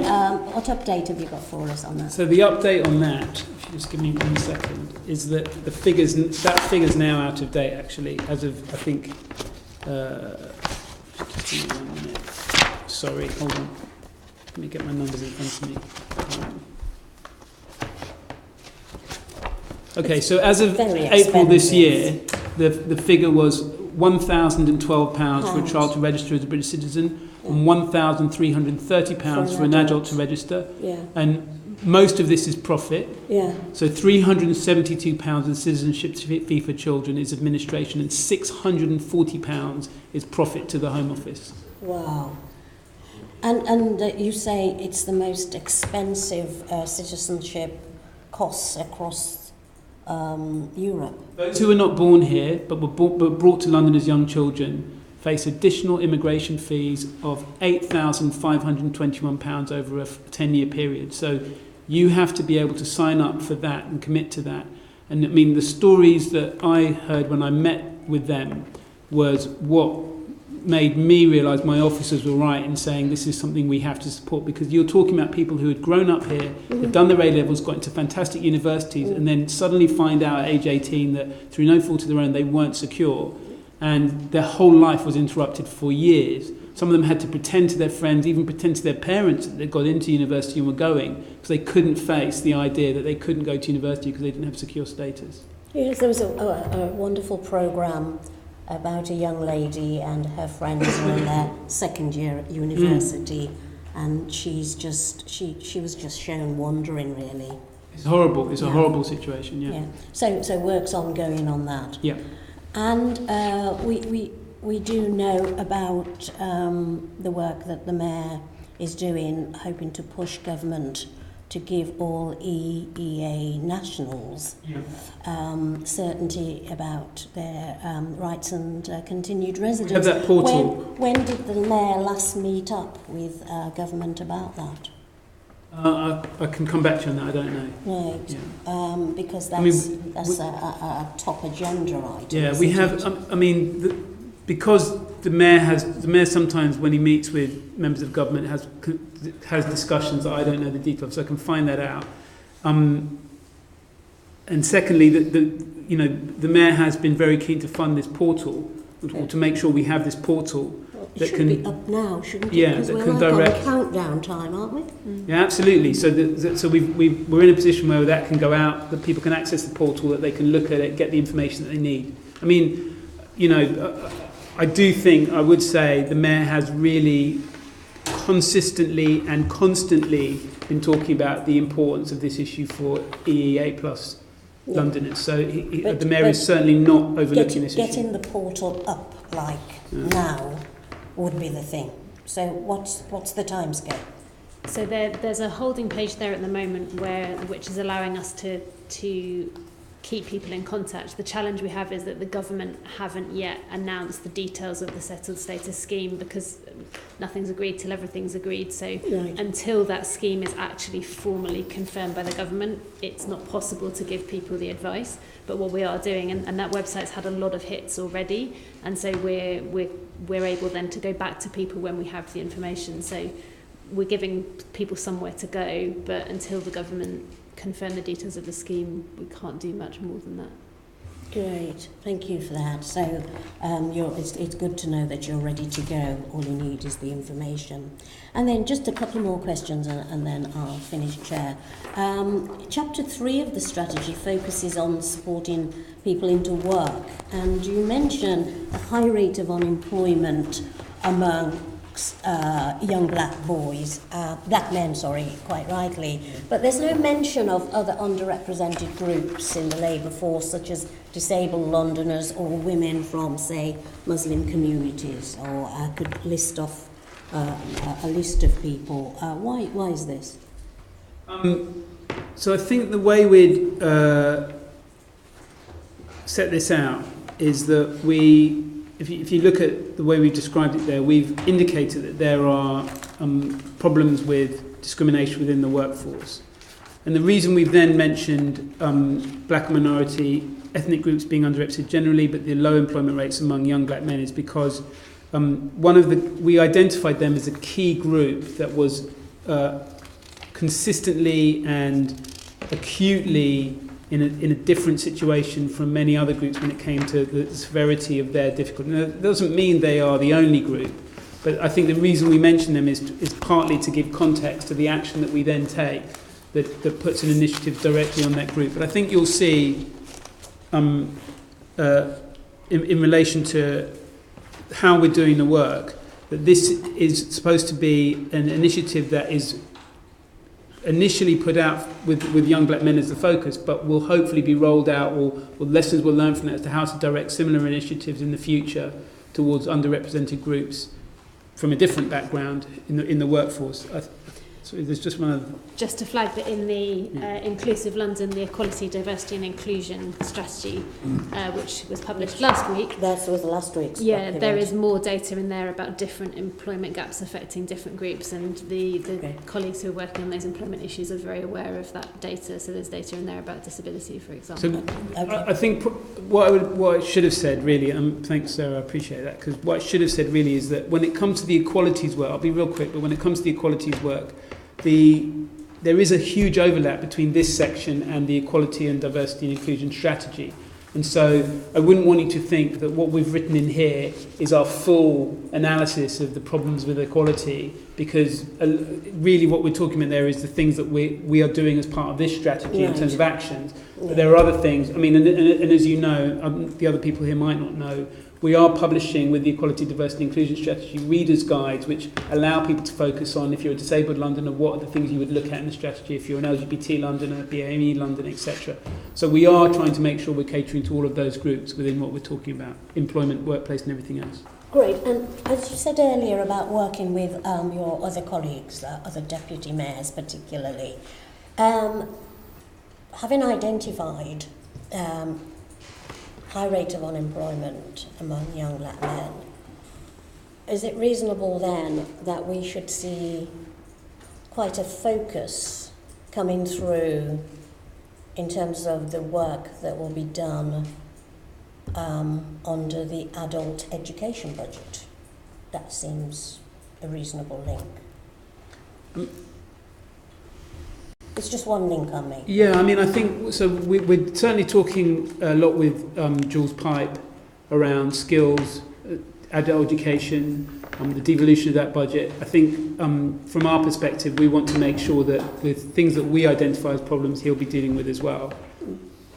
Yeah, because it wouldn't make sense, would it? I mean, if you look at page 52, yeah.